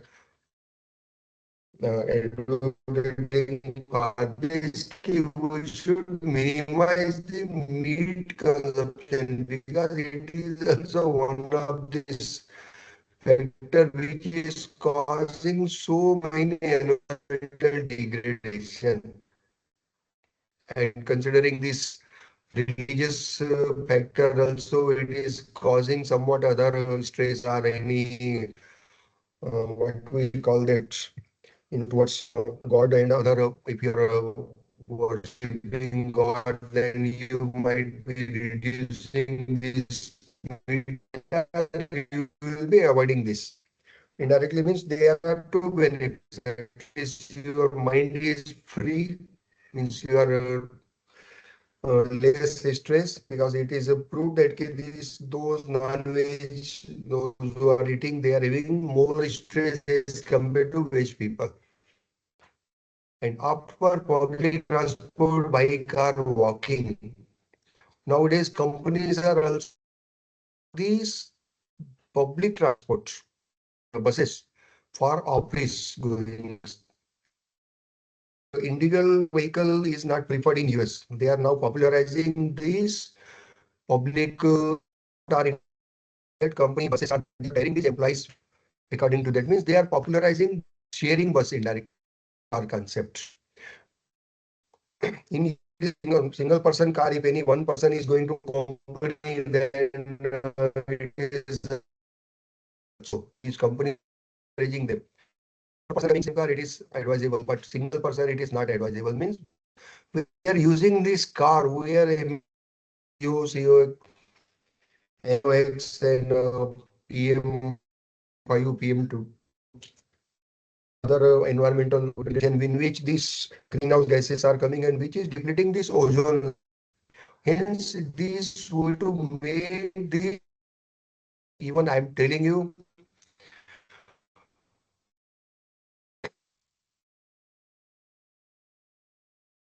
2026 this year. This ranking is which is given to top 500 cities of the world, and in that 50 marks are especially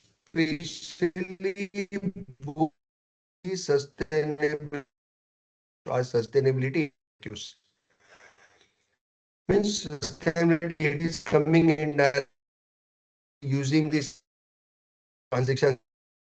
Government of India who made employees, they will not be given any hard copy of their service book or service any is there office to.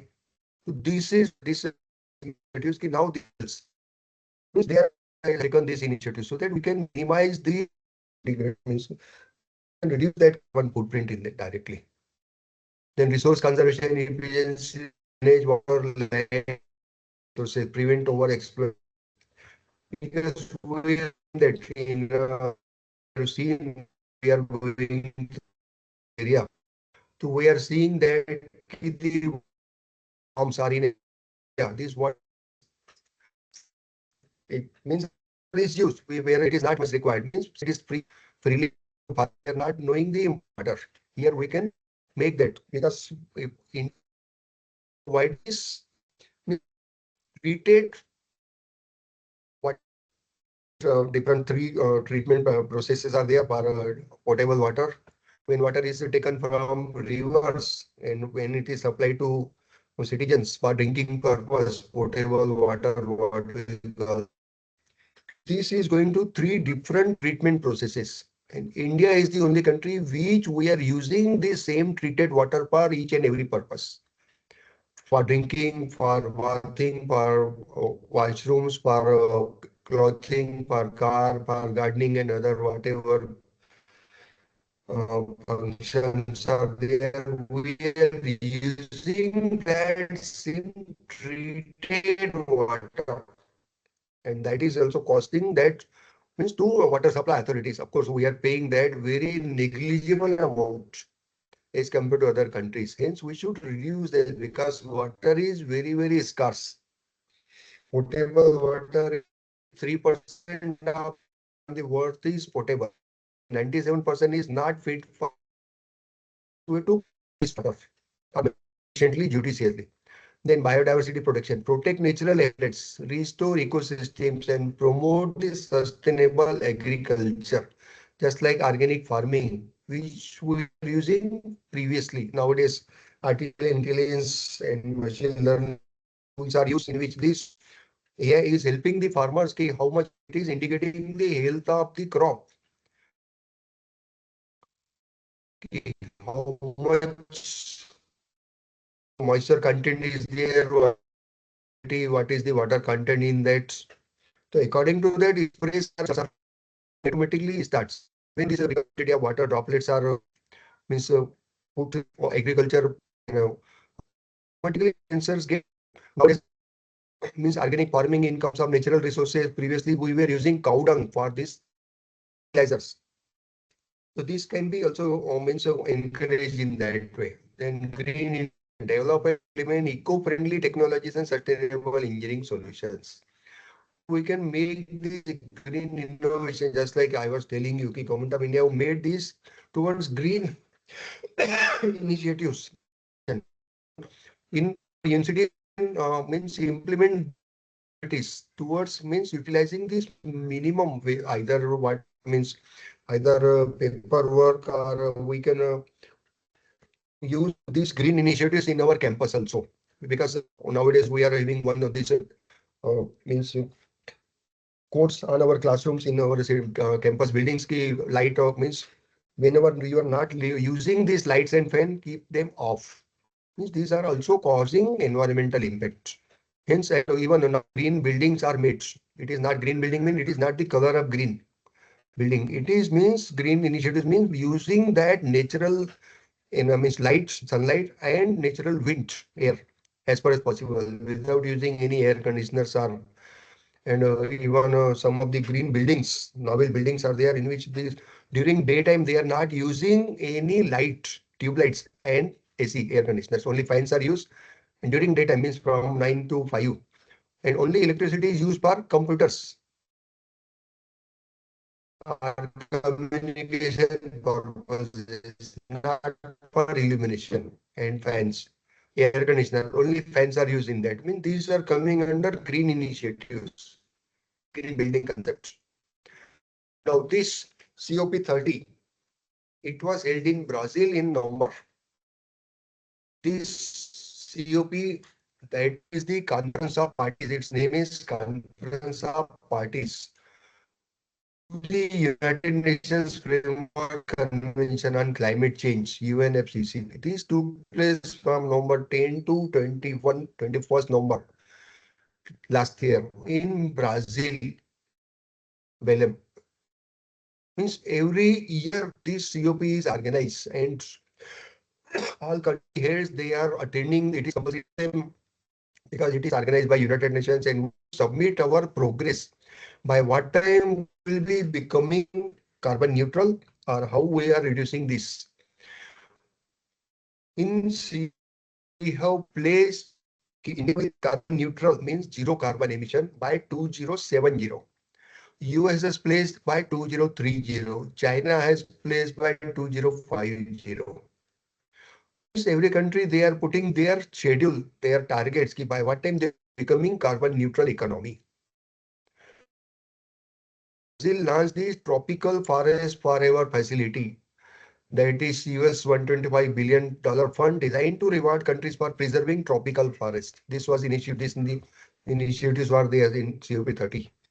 This next COP31 means it will be in this year, will be held in Antalya, Turkey, with Australia leading the negotiations as part of the co-leadership arrangements.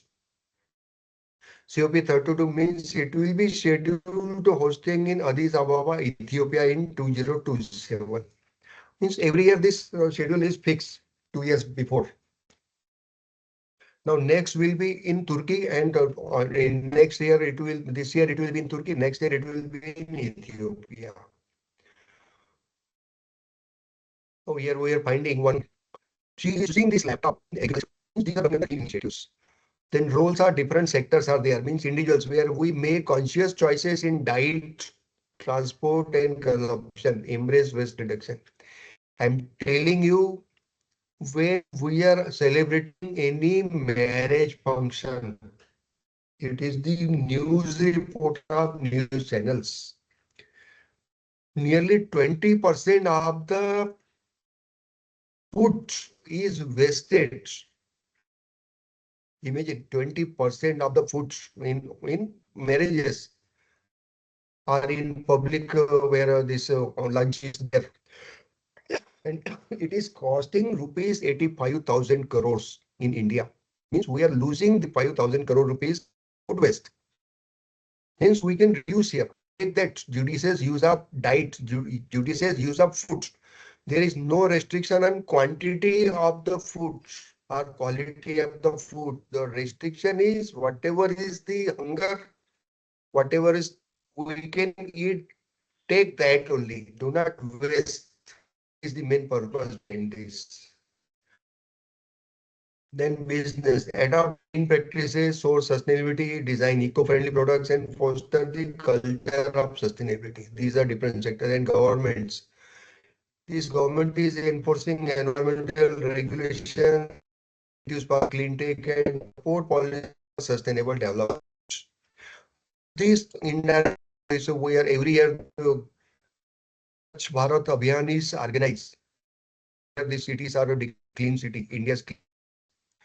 And Surat, Indore is the unique city in India which is saving 7 times clean first position. Swachh Bharat Abhiyan. Surat has taken. Means these initiatives, even New Bombay is also there. These encourage government. They are encouraging this. Every year they are organizing the competition is there. These experts from central government authorities, they are visiting this municipal corporation here. Every municipal corporation to participate in this format, they online with that, and after these panel of reviewers or experts are visiting corporation. Personal record that, and after that they make this merit list, just like we are doing merit list in our admission or in examination, first merit, second merit. This list is by this of Swachh Bharat. According to that, this green city are declared. So Indore has taken that leads executive. Then engineers and scientists. These we can solutions in clean energy materials and sustainable design. Nowadays, these clean energy initiatives are going on in solar PV channels are of this solar PV chips are now made. Previously, these were silicon. These solar PV channels, foldable channels are made in power generated while putting the solar PV on the building. Previously, we were putting the on the floor of the building. Now these new developments are which this voice is coming, no? Yes, coordinators. And this slide moving.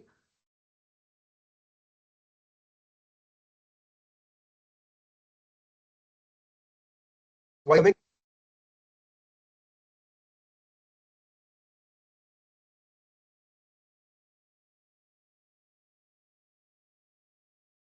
targets? There are 17 sustainable goals and 196 targets are there. The main purpose of these 17 sustainable goals is towards green initiatives to protect the climate, environment, and offer the comfort, luxury life to every citizen. These are the main targets, our main stress of SDGs. 17 sustainable goals are there. Through this, we can protect life on land and water and responsible consumption.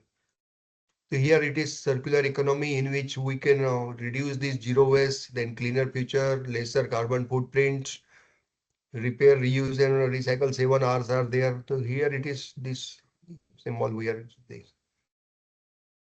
Then these are core pathways to sustainability. Means circular economy transition means moving from take, make, waste model to circular one is primary engine for this year. This focus on designing out waste at the source and keep materials in continuous use through repair, remanufacture, and recycle. New developments have come now. The rare earth magnets which are used in electrical vehicle batteries. Up till now, these batteries were thrown after their life or when any problem was in battery was their electrical vehicle battery. So we were throwing that battery. But now new developments have come in which now these rare earth minerals and magnets, these can be recovered from this means battery, waste battery, and this can be reused. New development is going in there because these rare earth elements and rare earth magnets we are importing from China and US in electrical vehicle. CATL, it is the name of company which is having 32% market share in electrical vehicle batteries throughout world. Imagine China, it is China company. This ATAL company is having this 32% market share. Then renewable energy expansion, rapidly shifting from fossil fuel to solar, wind, and green hydrogen. Now new concept is coming, green hydrogen. There are total 7 types of hydrogen. Then green and blue hydrogen is preferred. Of these, green hydrogen is the mainly used in this. Last year, Honorable PM Sir has indicated this green hydrogen hub in Visakhapatnam. It is costing 1,75,000 crore rupees budget is earmarked for this green hydrogen hub. Then region to agriculture. This practice goes beyond less harm to actively restoring soil health, enhancing biodiversity and sequencing the carbon, which includes techniques like crop rotation, no-till farming, and agroforestry. This year we can make that agriculture and forest both in same land, same soil, same area. Means this will be agriculture and plus forest. Means forests are means we were knowing clean country, but due to deforestation by different cities and different companies and different people, now this is causing the problem. Hence, these forests even this is one of the concept in which the sustainability where how much we are encouraging these tree plants in our campus. So hence this forestry and tree planting is means most popular here. Even under NSS, NCC, we are doing these activities. And this year, UP has taken the lead in tree plantation of 5 lakh trees this year. They have taken the lead throughout India. Means here this agroforestry means we are using the same land for agriculture plus forestry. Then nature-based solution, these protecting and restoring ecosystems like mangroves and wetlands, providing natural carbon sinks and buffers against extreme weather. So here we are finding. Now this picture is image is visible to you on your screen.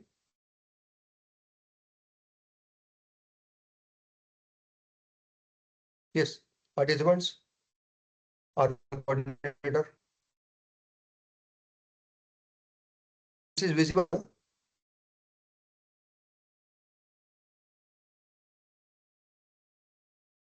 I am audible or not? Nobody is reacting.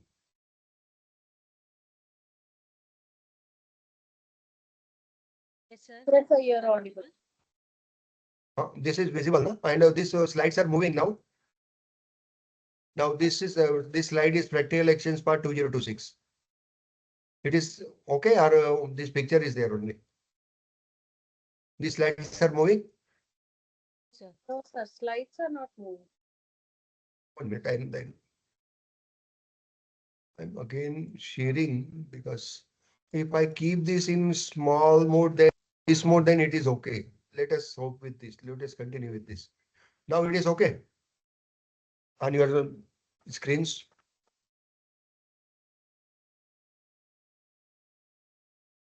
No, it is not. This image is shown, displayed on your screens. Yes, I'm moving these slides, or whether these are moving on your screen or not.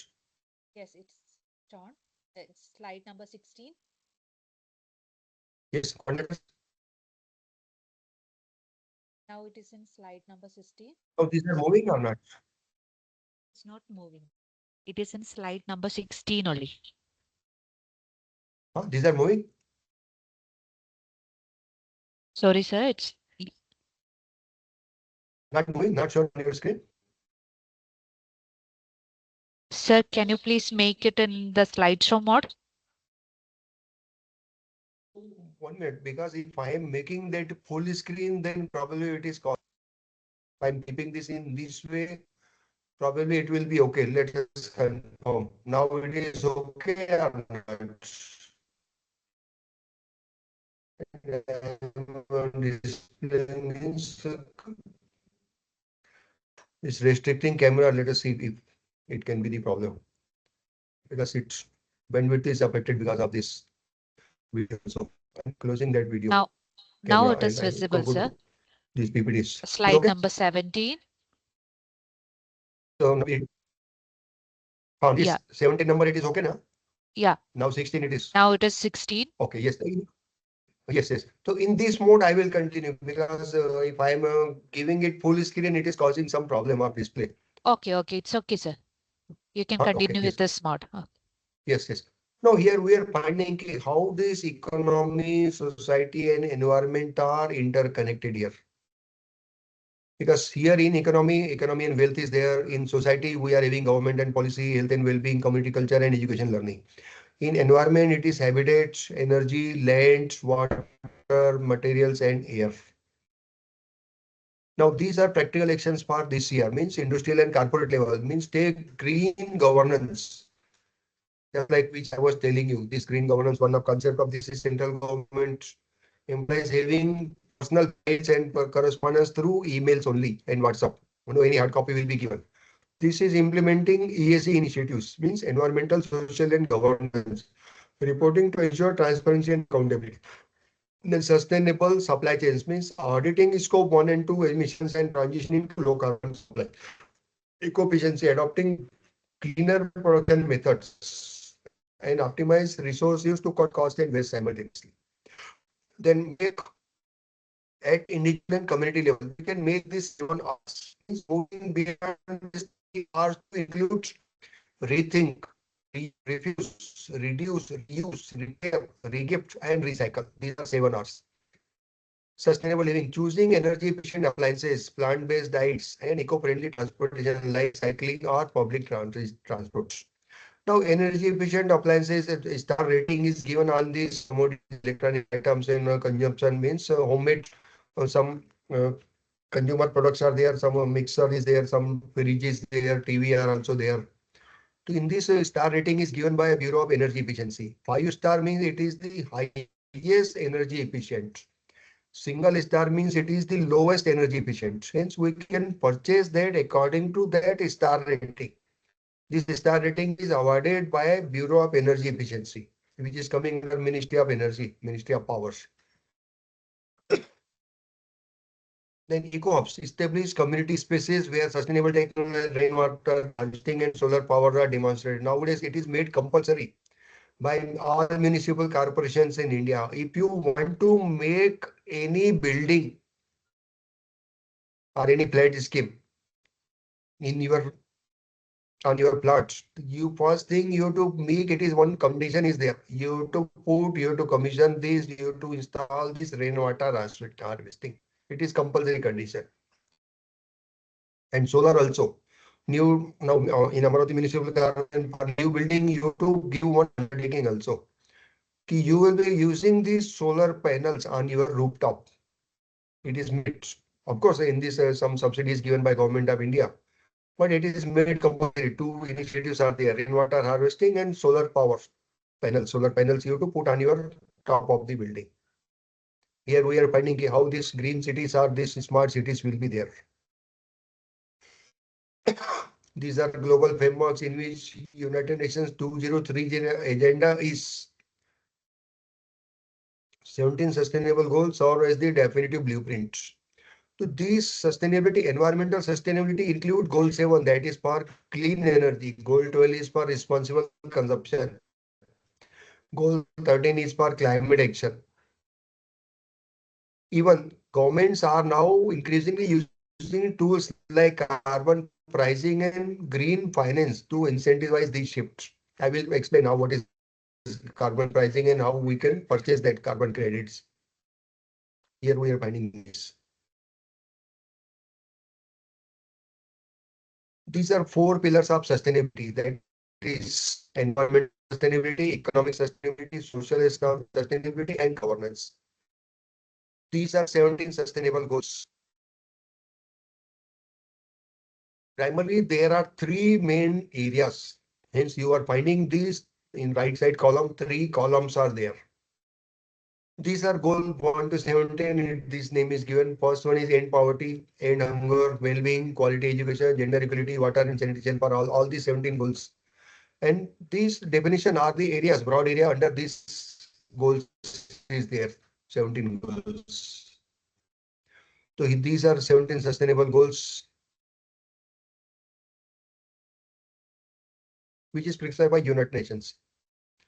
Then here how youth and SDGs are interrelated. We can means promote, protect and ensure participation of youth in SDGs. Because main electronic waste problem is because of youth people, our young generation. They whatever new mobile set is coming, mobile is coming, our sons and daughters, they are willing to purchase the latest model of this smartphone. This year, means last year, this Apple's i17 phone was launched. This is costing nearly 90,000 rupees for mobile phone, i17, Apple's phone. For the first time, these people are citizens of Delhi and US. They were in the queue overnight for purchasing the latest model of i17 phone. Means it is having so, and even this iPhone, this Apple phone, it is giving warranty also. If your old Apple phone is not working properly, you can deposit that in exchange. You can purchase new phone, or they can give some means money for that in anticipation for that old phone. Means you cannot throw directly on land or in water. You can take in exchange. Means this Apple is doing this new concepts. To here means Apple's in the you might have seen in advertisements in news reports and news channels. If any serial you are observing or seeing or any news channel you are seeing, Apple i19 will be the latest phone coming, and for this advertisement is coming. Means they are preparing you to set your mindset for purchasing the new phone of i19 Apple. Advertisement it is showing that. Means within 2-3 months it will be coming. Means they are preparing this to the people, those who want to purchase that phone, be ready for new version. Means within 6 months, new phone will be coming, i19 phone. You might have seen this in advertisements. One gymnast or one sports person is running behind that, and he is crossing these walls. Of course, this is advertisement, but anyhow, this company is preparing these people, those who are customers for that, they will be preparing for i19 next phone of Apple version, Apple company. So this is SDG India index for this. Of course, this is last year. Every year this. Now, what is net zero? Means here we are affected. We are responsible for this also. This net zero means cutting carbon emissions to small amount of residual emission that can be absorbed and durably stored by nature and other carbon dioxide removal measures. Means leaving zero in the environment or atmosphere. Its concept is this is net zero. We will be becoming net zero or carbon neutral economy by 2070. US has placed for 2030. China has placed it for 2050. Different countries they are pledging. I will show that display. And why it is net zero is important. This science shows that in order to avoid the worst impacts of climate change and preserve the livable planet, global temperature increase needs to be limited to 1.5 degrees centigrade. I'm telling you, if the temperature which is rising, if it is rising by 2.50 degrees centigrade, almost all glaciers on the world will be melted and Earth will be facing the problem of flood because of melting of these glaciers. Hence, it is made compulsory that it should not rise below 1.5 degree temperature, global temperature rise. Earth is already about 1.2 degree warmer than it was in 1800. Imagine 225 years back. And hence we have placed this in Paris Agreement, or what we call that COP. These emissions need to be reduced by 45% by 2030 and carbon neutral reach by 2050. We should take that initiatives. Our PM sir has pledged by 2070. But this Paris Agreement, they are making compulsory all countries that they should reduce this by 45%. Means imagine by within 4 years. See how much means so strict measures we have to take, and we should become this carbon neutral or net zero by 2050. Within 24 years, we have to become green economy indirectly.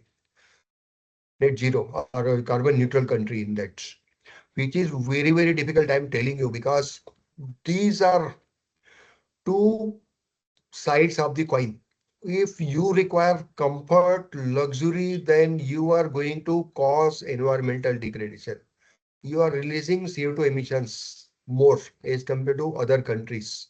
I will show the list, which is the clean city on the earth and which is the polluted cities on the earth.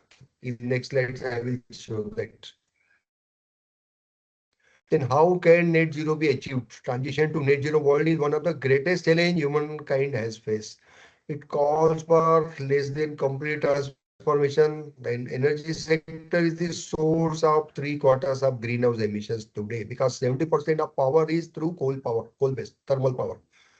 Now 34% is increase, means share of renewable energy is now 34% this year. Last month. Means replacing these polluting coal, gas, and oil fire power. Indirectly, what do we call that? Thermal power. With energy from renewable sources such as wind, solar, which reduce carbon emissions. Is there a global effort to reach carbon net zero? Yes. Here, country they have to give that pledge. We will be becoming carbon neutral, or how much carbon percentage we will be reducing by which year. We have to show them the initiatives. We have to submit that report in video, in proof also, records also. Now, more than 9,000 companies, over 1,000 cities, more than 1,000 educational institutions, and over 600 financial institutions have joined the Race to Zero pledge, for which immediate action have to take or reduce that global emission by 2030. Means all these institutions, 9,000 companies, cities, or educational institutions, and financial institutions have taken that. They have given in writing, they have taken that pledge. Race to zero means they will be reducing the CO2 emissions by 50% by next 4 years.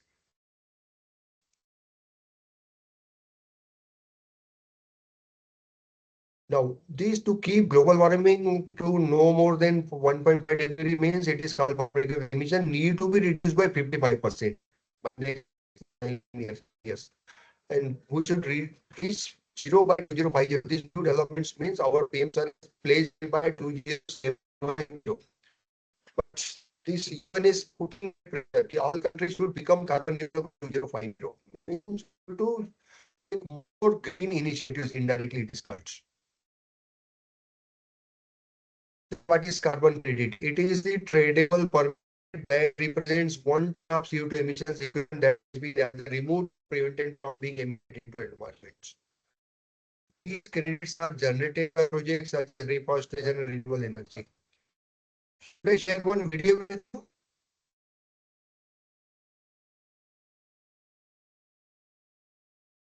It will be more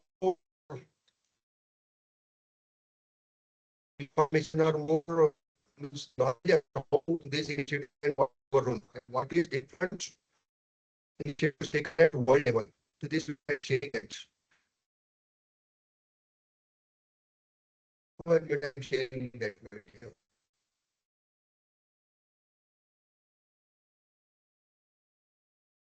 Manufacturing.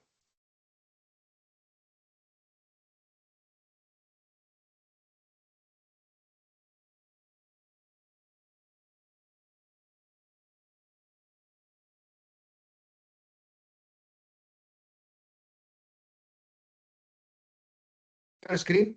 Is the vital part. Voice is coming. Audio and video are okay. Yes. On your screen, it is okay. Yes, sir. Yes, sir. Yes, sir. It's okay. Okay, thank you. Yes, I'm continuing now. The need to reduce these emissions is more urgent than ever.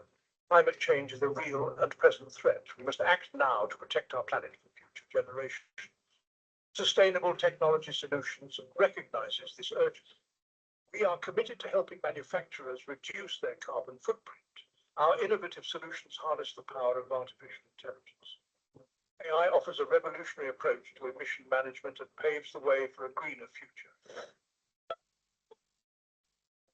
Artificial intelligence is transforming industries worldwide, and emission management is no exception.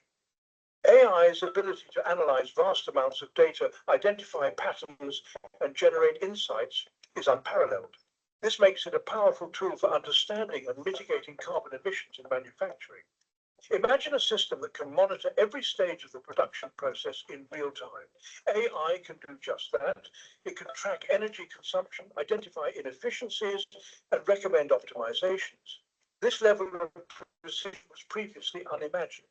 AI is not just about monitoring, it's about action.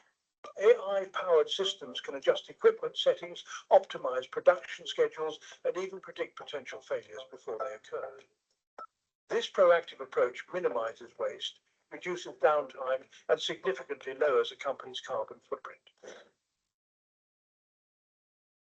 The manufacturing process is a complex dance of interconnected operations. Each step, from sourcing raw materials to transportation and distribution, presents opportunities for optimization. AI excels at untangling these complexities and finding the most efficient solutions. Let's consider energy consumption. AI can analyze energy usage patterns, identify it can even factor in real-time energy prices to optimize production schedules for maximum cost savings. Another key area where AI shines. By analyzing production data, AI can identify patterns of material waste and suggest processing scrap and optimize resource utilization. This not only reduces the company's environmental impact, but also saves money and improves efficiency. While AI is a powerful tool, its true potential is unleashed when combined with green innovation. This involves adopting environmentally friendly technologies, implementing sustainable practices, and fostering a culture of environmental responsibility. Green innovation goes beyond simply reducing harm. It's about actively seeking out ways to make manufacturing processes regenerative and beneficial for the environment. This might involve using renewable energy sources, implementing closed-loop manufacturing systems, or developing innovative products with minimal environmental impact. Sustainable Technology Solutions believes in the power of synergy between AI and green innovation. We help companies integrate these two forces to create truly sustainable manufacturing practices that benefit both the planet and the bottom line. The impact of AI on emission management is backed by real-world results. Companies are leveraging AI to reduce their carbon footprint.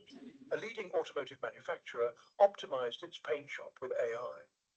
AI identified inefficiencies, reducing energy consumption by 50%.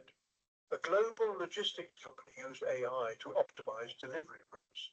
This resulted in a 10% reduction in fuel consumption and emissions.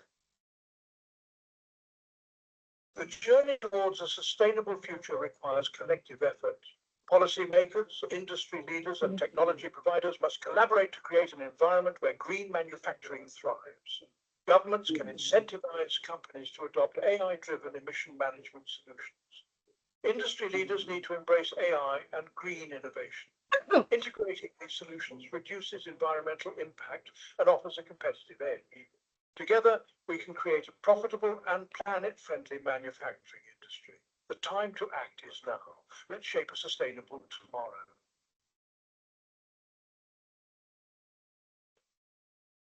Have any questions or would like to learn more about how AI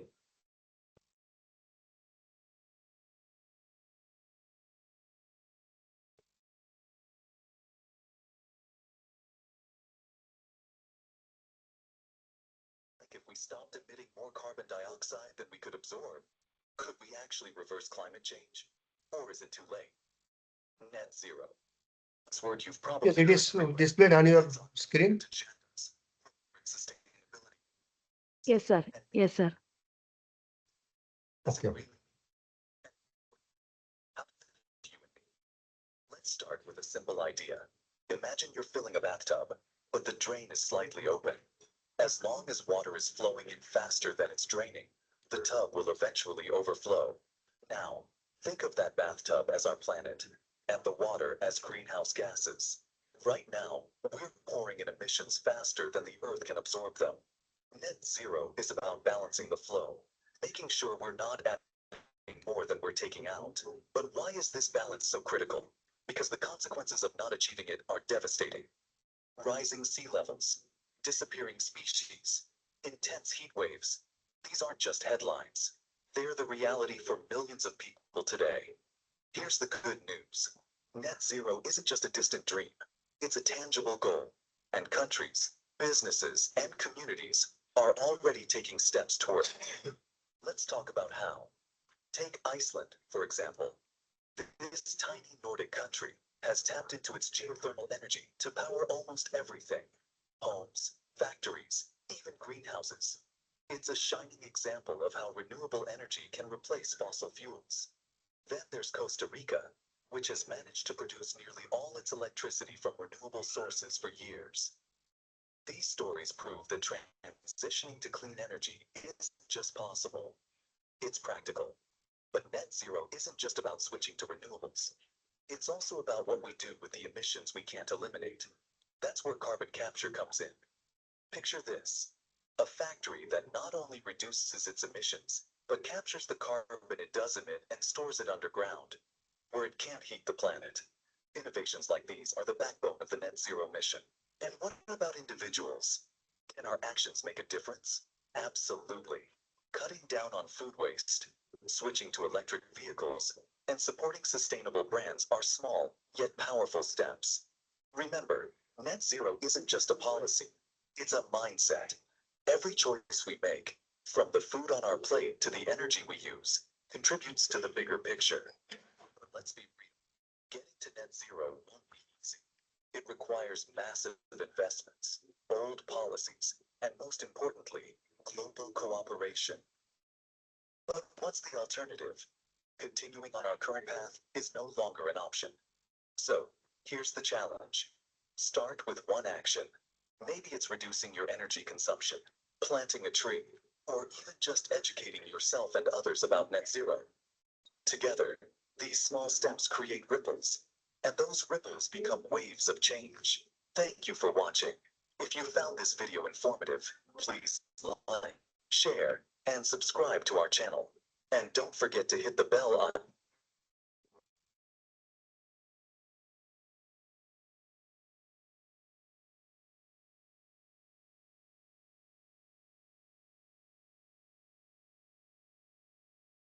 Then we go to PPTs.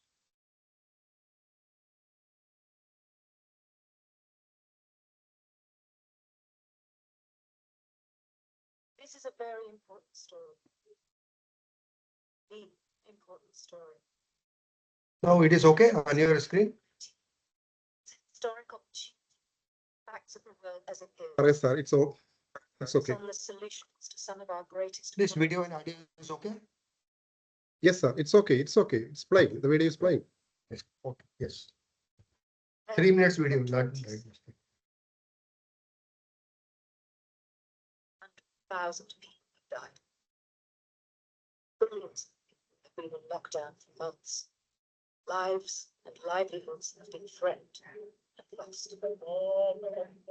But as some lockdowns are easing, people are imagining a different, uncertain world with a new appetite for change. Today, we feel the weight of history on our shoulders. The COVID-19 pandemic has shown how fragile to us. A microscopic virus has put us on our knees. And that fragility should make us humble. COVID-19 has been likened to an X-ray, exposing fractures in the skeleton of the societies we have built. A world with great inequality, which must be righted. And a world which must win the battle against climate catastrophe. The whole planet is at stake. So this is the moment to recognize that the way we have been moving leads nowhere, and that we need to change course. The lockdowns also show that our environment itself can change. In the Punjab, for the first time in generations, the Himalayas are visible once again. Lions have reclaimed the roads in Kruger National Park. In Venice, the canals run clear once more.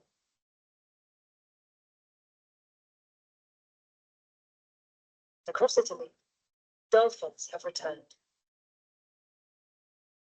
If you look at the response of people to COVID-19, it dramatically changed their lives. Following the heavy downpour in morning, was Very good focus. Back to region. the damage to pastures and crops could create severe consequences for the region where nearly 12 million people are living. It could be the worst the area has seen in 20. Is on the brink of extinction. Raising healthy, nutritious diets, sustainable farming methods, reducing food waste. Mobile phone and what that has done. So this 8-year-old boy. This can be done. The recovery from COVID must lead to an accomplishment. Coronavirus has been. I think we're at a moment where I couldn't take care of Joe and then they the battle that women in this stage for our liberties and rights. We must provide them.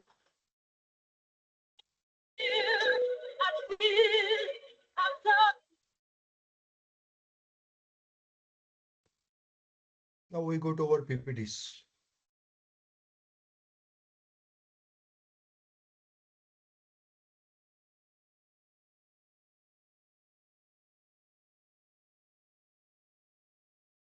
Yes, PPT is visible now.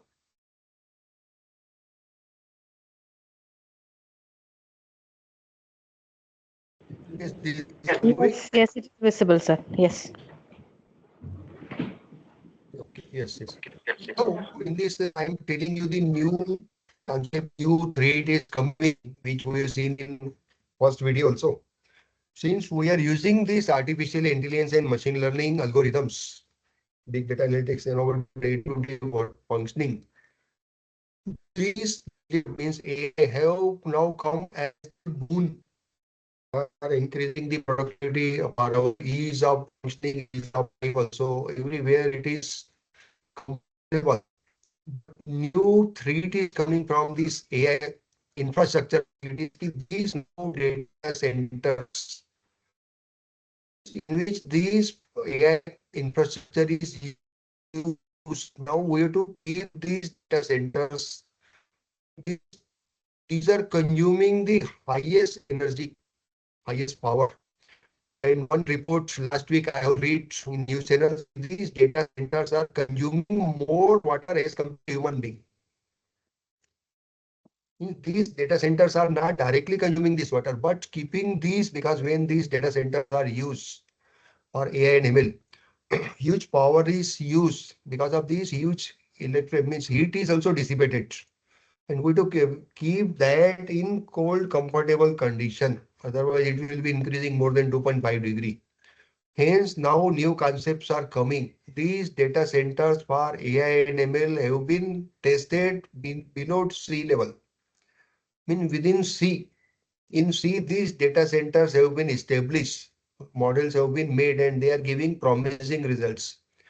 New developments by US and China is taking place in which data centers now will be set up in space, in the sky. Because from sky, when these data centers, these will be all will solar operated data centers. Mean no any problem of coal based power station. Means electricity generation will be 24 hours because in space we are having 24 hours daylight. On Earth we are having 12 hours daylight. In space it is 24 hours. Says these data centers will be functioning 24 hours. And plus there will not be any heating issue. Means less heating issue will be there on Earth. Hence, and these from these power data centers will be established in the space, in the sky, and this energy will be transmitted on Earth.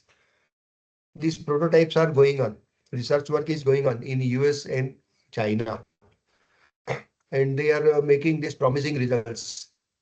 Probably in few months you will be reading these news in news channels or in WhatsApp group. These data centers are now established in space. You will be taking that news. US UP has taken initiative in 960 megawatts, 960 megawatt power station, especially for data centers. So they can become the AI and ML hub in country.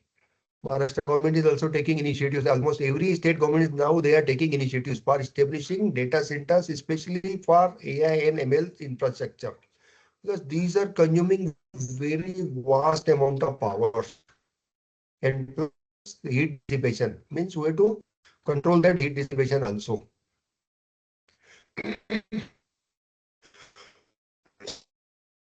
I will show you these different initiatives which are taking place throughout worlds. Now this means we are not in this lecture carbon credit and this how it can exchange. It is but more important is here.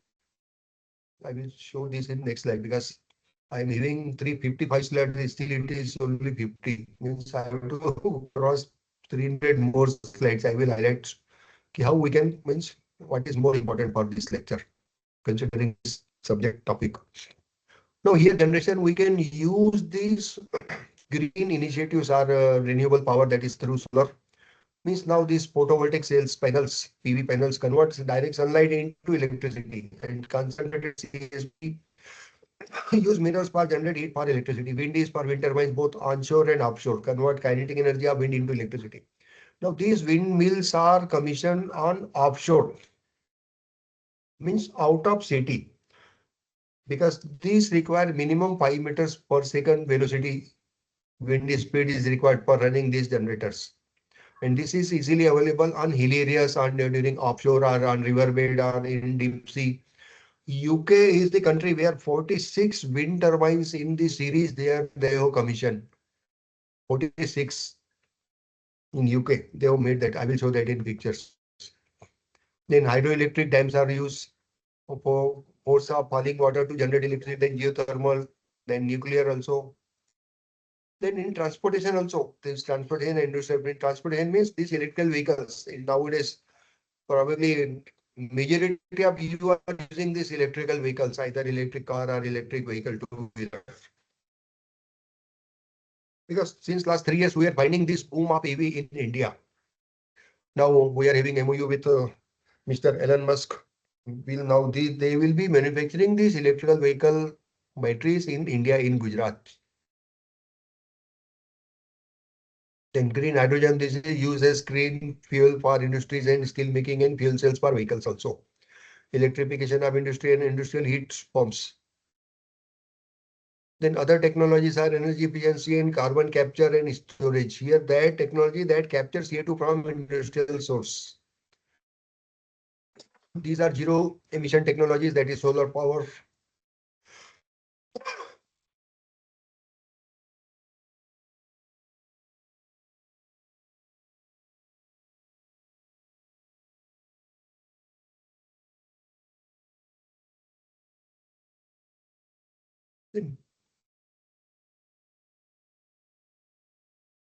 Here, this carbon emissions, there are three types of carbon emissions. That is called scope 1 and 2, 3 grade in that.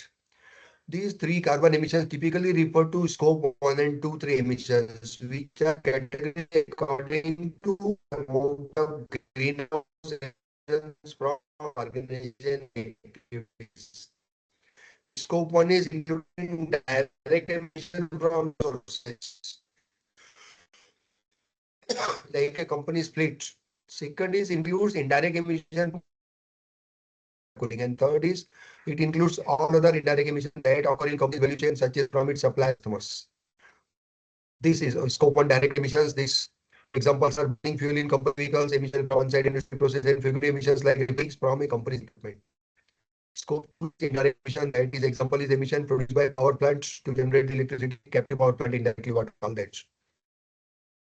Means this captive power plant means these electric powerhouses, they are generated within company premises. They are not means purchasing any power from state electricity grids. Because in India, we are having this state electricity boards. Nowadays, private players are also coming. So this power plant, this captive power plant means these are established by the company itself in their campus, in their premises. Third is emission from value chain. This is emission from production of goods, then emission from use and disposal of company products. So these are list of countries with net zero commitments and action accountability legislation. These are number of countries which they have made. This means already carbon negative, means at present they are zero. That is two countries. Our commitment before 20507, commitment by 2050-26, after 20503, before or by 205011, and legislation after 25054. So these are these names of companies. Which there are different classification and table I will show. These countries with net zero commitments means net zero already achieved or before 2050. That is Suriname, Bhutan, Maldives, Norway, Uruguay, Finland, Iceland, Austria, and Sweden. These three countries, they are now at present zero emission. Means Suriname has achieved in 2014, 12 years back.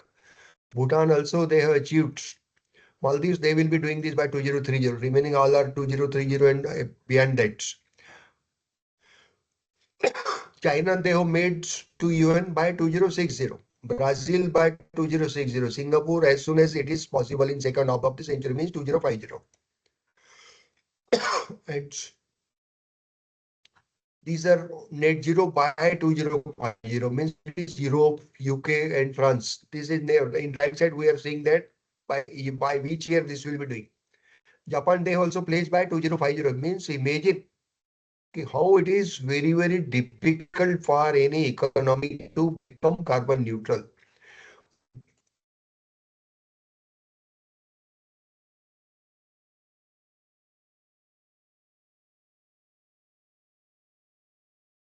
Now here, who has the lowest carbon emissions in the world? Which country is the lowest emitting carbon emissions? These are African and Oceania, with some having net zero or negative emissions. These examples include Micronesia, Bhutan, Kiribati, and other small island nations. This is Micronesia, Bhutan, Caribbean, Then African nations are also there, countries like Uluru and Comoros.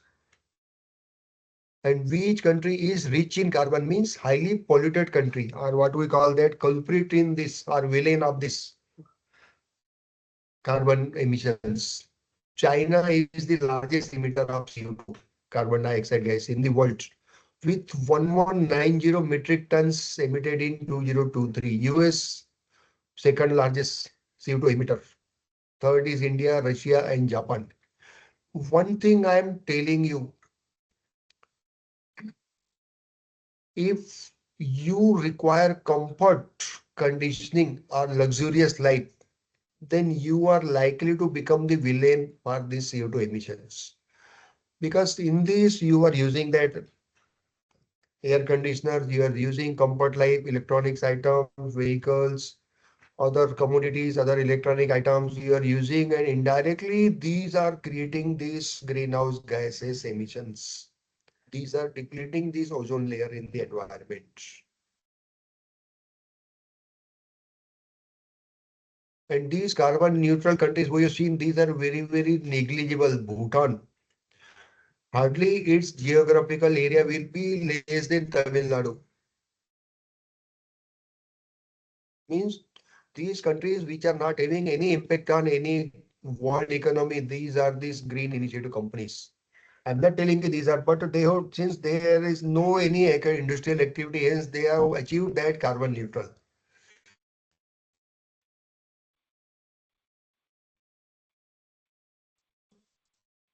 So these are different carbon technologies for sustainable future. That is solar PV panels, then wind turbines, which I was telling you. UK is one of the global leaders of offshore wind power with 44 wind farms and over 2500 turbines in total, wind turbines. Imagine in one location, 44 wind turbines are there. Wind farms are there with 2500 wind turbines. Hydroelectric, then geothermal energy, then tidal and wave energy, then nuclear energy. This is green hydrogen production, which I was highlighting that. This now China is the largest producer of green hydrogen, with Saudi Arabia currently working on world's largest greenhouse project. The capacity I will highlight you, and you will see how it is. Means how Saudi Arabia is leading that. Here, electrical vehicles, we are seeing that nowadays. Hydrogen fuel cell vehicles, just like electrical vehicle, same hydrogen fuel vehicles are there now. This hydrogen train is successfully tested in India in Northern Railway between Sonipat and Jind railway station. It is 92-kilometer distance. Successful trial has been made, and within the week you might read the news or listen the news ki this green hydrogen train is successfully running on commercial basis. Indian Railways planning to run this train long routes. Short route says you have promising results between Jind and Surat station in Haryana.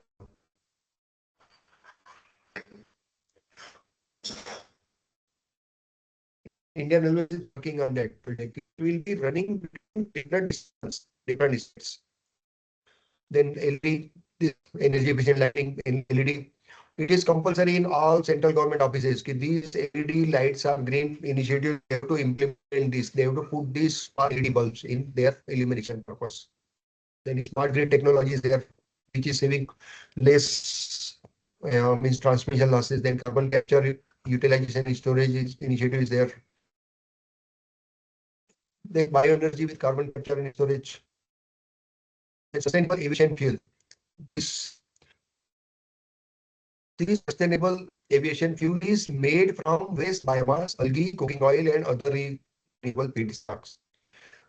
This is blended to 50% with regular fuel due to its chemical similarity. It takes less than 1% of global aviation fuel.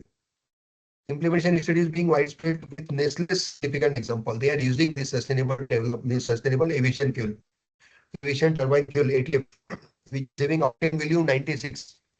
Whereas the petrol we are using in our petrol pumps, it is having 88 octane value.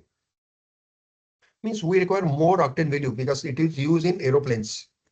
And now this blending of this ethanol is also on this prototype models are made, transfer trials are going on. These ethanol means it is produced from sugar molasses, sugar mills, sugar factories. At present, we are using this blending up to 20% in our petrol. If you go to any petrol pump for petrol in your vehicle, it is officially rated there. 20% ethanol is blended. Of course, some rumors are there that this 20% ethanol blending is causing some engine problem in automobiles. But government is confirmed that they have made this 20% blending of ethanol in petrol.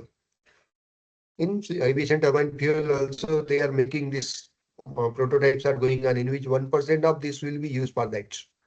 Blending will be there. Then this building integrated photovoltaic buildings. Then carbon, concrete and cement. Nowadays new developments are made in which this concrete is now made, which is means emitting minimum carbon emissions. New technology in civil engineering is taking place, carbon and cement production. Because of these carbon emissions of from building construction activities and cement and this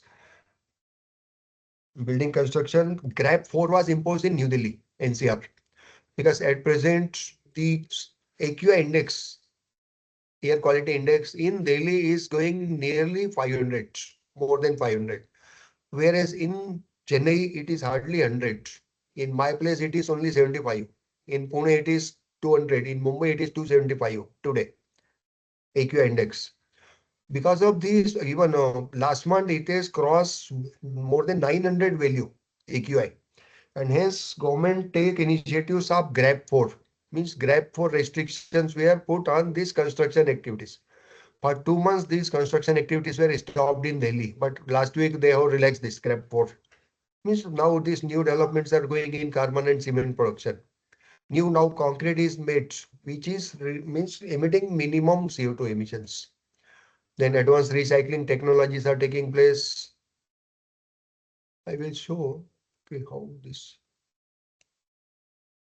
Now the carbon accounting software are there, tools are there, which are capturing this accounting for this carbon. These are these names of this. These are different type names of carbon accounting software.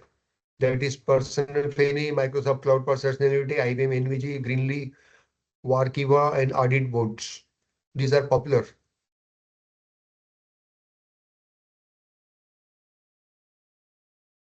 And these are different criteria where we should use any particular software for that. Of course, this is used majority in US and other countries. In India, we are very limited in India because of less means awareness in countries, in companies, and plus its cost, tool cost is very high, software cost. And these are the names of, these are the features of these different names of companies are there. Total 9 prominent software is there. 9 types of software are there. And this on right side you are finding this. These are names of that software or providers of that. And these are left side we are finding this left column. It is the feature which we are using. That is user friendly, automated scope 1 and 2, 3, predictive reporting, companies alert, compliance alert, customization, flexible pricing, AI driven insights, 24/7 supported, direct offsetting. So this in arrow signal which we are finding yes signal means it is they are providing this or it is recommended for that. Whereas red cross X signal you are finding X symbol is there means this is not recommended or this service is not offered by these tools or these vendors. So here this based carbon accounting software is Gaia. Its total emission this they are showing that it is UK built platform. Then these are these names of companies and these they are providing. I will show that again. These are names of the software and their value also. These price also. And what services they are providing for that. Key features for that also. In this, you will be finding that majority of these are in US based.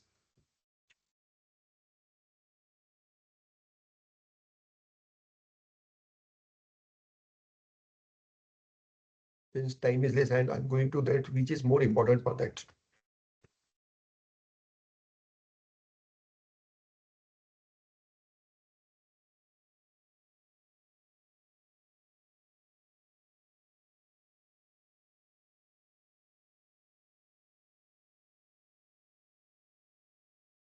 No, these are factors. Okay, how to select or choose any particular software.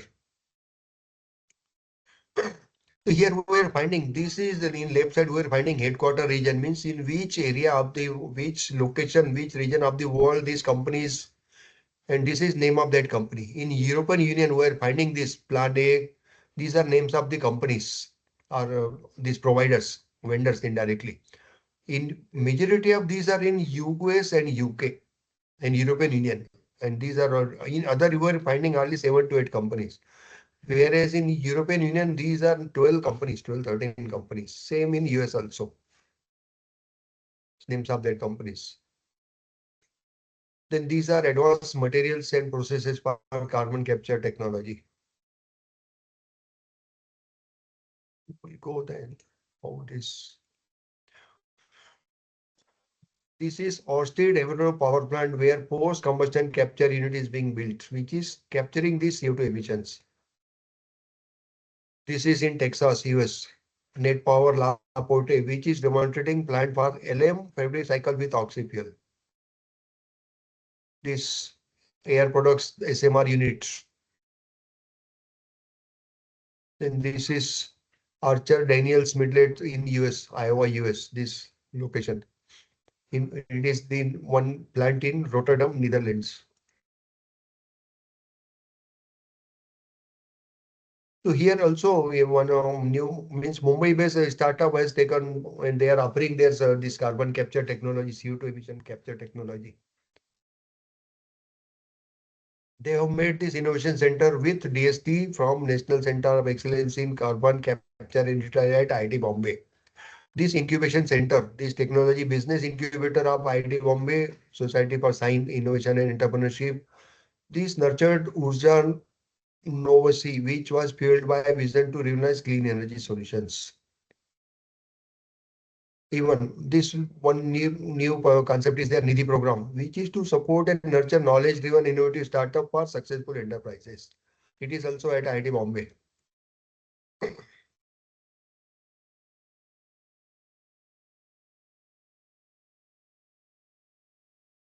IIT Madras also they are having one MOU with this company, Spiral Sign and GDC at IIT Madras, Abhitech and Venture Center. The team is scaling up the technology rapidly.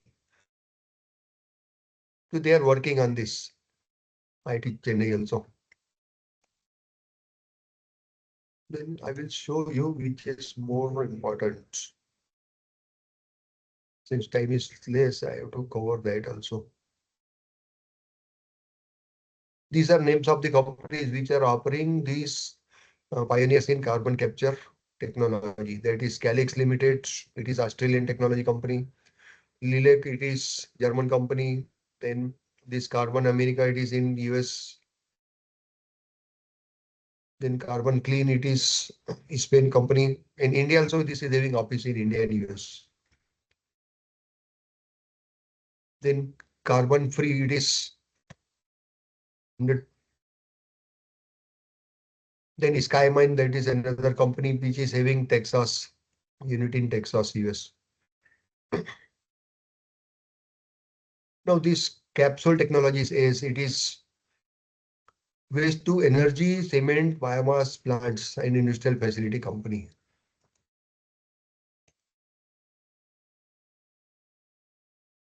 I'll show you. So how this development of new materials is going on and how AI is making this helping in making this enhanced energy means storage and monitoring activities. Artificial intelligence in geological modeling, storage safety, and predictive maintenance. This AI is giving inputs in that. It is used across the entire carbon capture utilized storage value chain to accelerate material discovery, optimize individual process, and enhance the safety of these geological locations. These different tools are used, AI tools. This I will highlight that.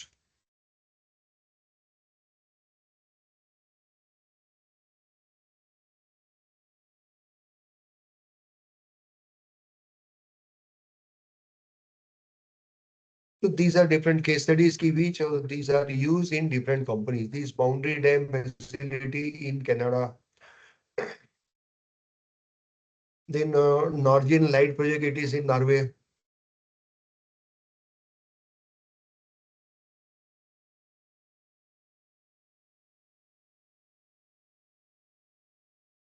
Now these are key technologies adopted at carbon capture technology in which bioenergy with carbon capture to the natural climate solutions, electrical vehicles.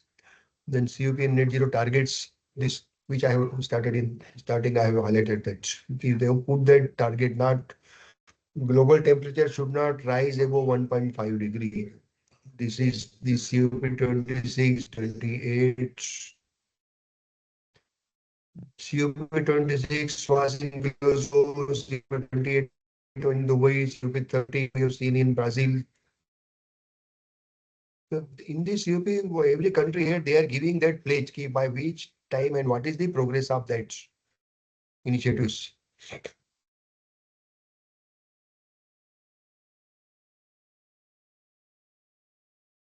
Means here, and this report is the report key. This current national plans fall short of what is required. Means this negative 20% is there. Means decrease in global greenhouse emissions projected by 2035 compared to 2019 based on available data. Means we have to reduce this by 12% CO2 emissions. Reduction in global greenhouse emission needed by 2035 means we have to reduce this by 55% to keep global warming not more than 1.5 degrees Celsius. Means we have to reduce these greenhouse gases emissions up to 55% we have to reduce.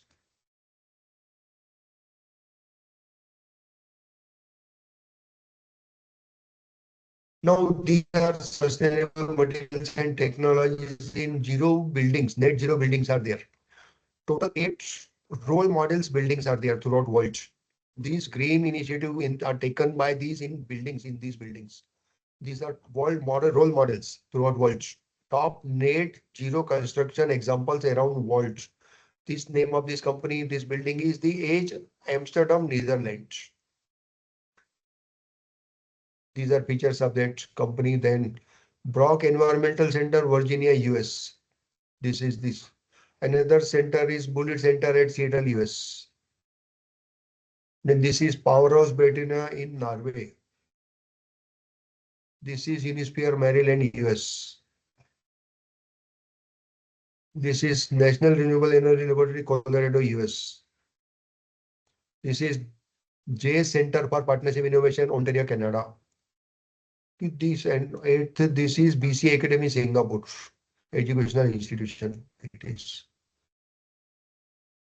Even Indian Oil is also making these novel efforts to reduce these greenhouse gases emissions. They have made their efforts in Indian Oil. These are 7 focus areas used by this Indian Oil company.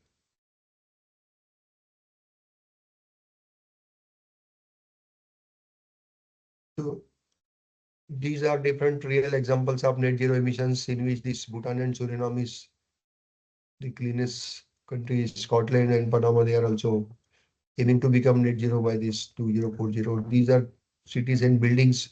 In India also, we are having this green initiatives. That is Indira Paryavaran Bhavan in India. It is government building designed as India's first net zero building using passive solar and natural ventilation. Masdar city, it is in UAE, United Arab Emirates. It is planned with sustainable principles aiming for zero carbon living with renewable energy. Copenhagen, Denmark. This targets carbon neutrality through district heating, wind power, and recycling facilities. These companies, Microsoft, Delhi Airports, this Delhi Airport, it is Asia's first airport to achieve net zero carbon emission by using solar power and electrical vehicles. Google and Apple, these are investing heavily in renewable energy for data centers, aiming for carbon neutrality in their supply chains. Kerala Airport, Tirunelveli Airport, we are having this, using this electricity of solar PV panels, roads functioning. This Indira Gandhi International Airport at New Delhi, they are using this. This is Asia's first net zero emission with 7.84 megawatt solar power plant green building certificates. This Unisphere building, Flushing Meadows, Corona Park. This building is net zero energy structure that use 29716 solar panels. Imagine the size, 2976 panels. This is floating office Rotterdam. This is in sea. Floating office is there. So these are these different initiatives and research. These are getting to net zero carbon emissions by 20 means 8 actions are required. That is increase solar and wind power, increase zero emission vehicles, all new buildings and appliances meet strict energy efficiency goals, eliminate most electricity generation from coal, increase sales share of building heat pumps to 50%, R&D for carbon capture and carbon neutral fuels, and maintain current natural gas capacity to reliability. And this build electricity transmission and pipeline for carbon dioxide and hydrogen gas. So these are initiatives.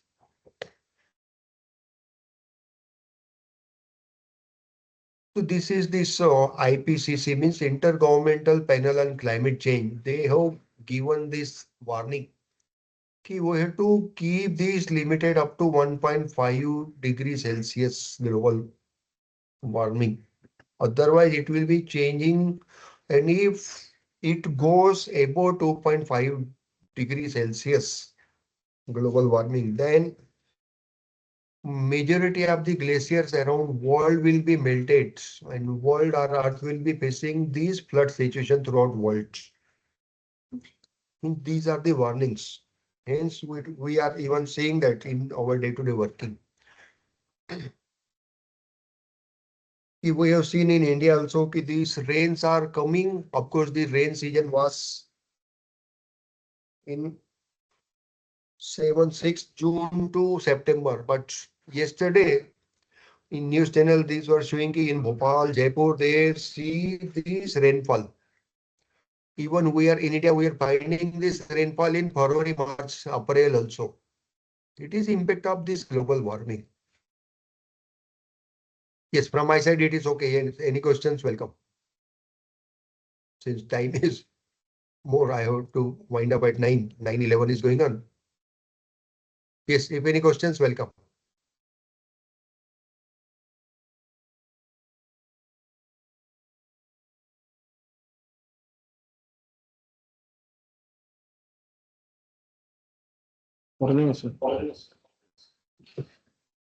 Thank you, sir, for the enlightening session. We will now proceed to the question answer section. Participants are requested to post your questions in the chat box or unmute your microphones and ask queries.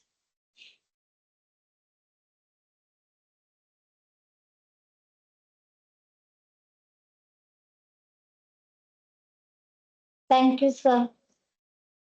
Thank you once again for your Yes, any active questions? participation.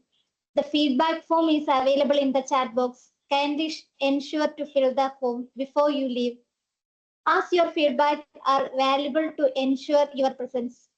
To formally conclude this session, I now invite Mr. Jibin Jos to deliver the vote of thanks. Thank you, Sijima. Respected Dr. Ashok G. Madani, on behalf of the conference organizing committee, I extend my sincere gratitude to our esteemed resource person, Dr. Ashok G. Madani, for sharing his valuable insight on sustainable environmental practices, pathways to greener future. His thoughts have truly inspired us to adopt reasonable and sustainable actions. I also thank the organizers and the audience for their support and active participation. Thank you. Thank you, sir. Thank you once again for your active participation. Dear participants, we are done with today's session. Good night to all. Yes. Thank you. Thanks for kind patience listening. And my mobile and email is with you. You will be sharing these 20 PPTs with participants. In case anybody is requiring more inputs, I will send them. I have sent you 20 PPTs for these participants. You can share that with participants. In that, my mobile and email is there. In case anybody requires more, they want to share more knowledge or have any more additional information, I will provide them. Okay, should I leave now?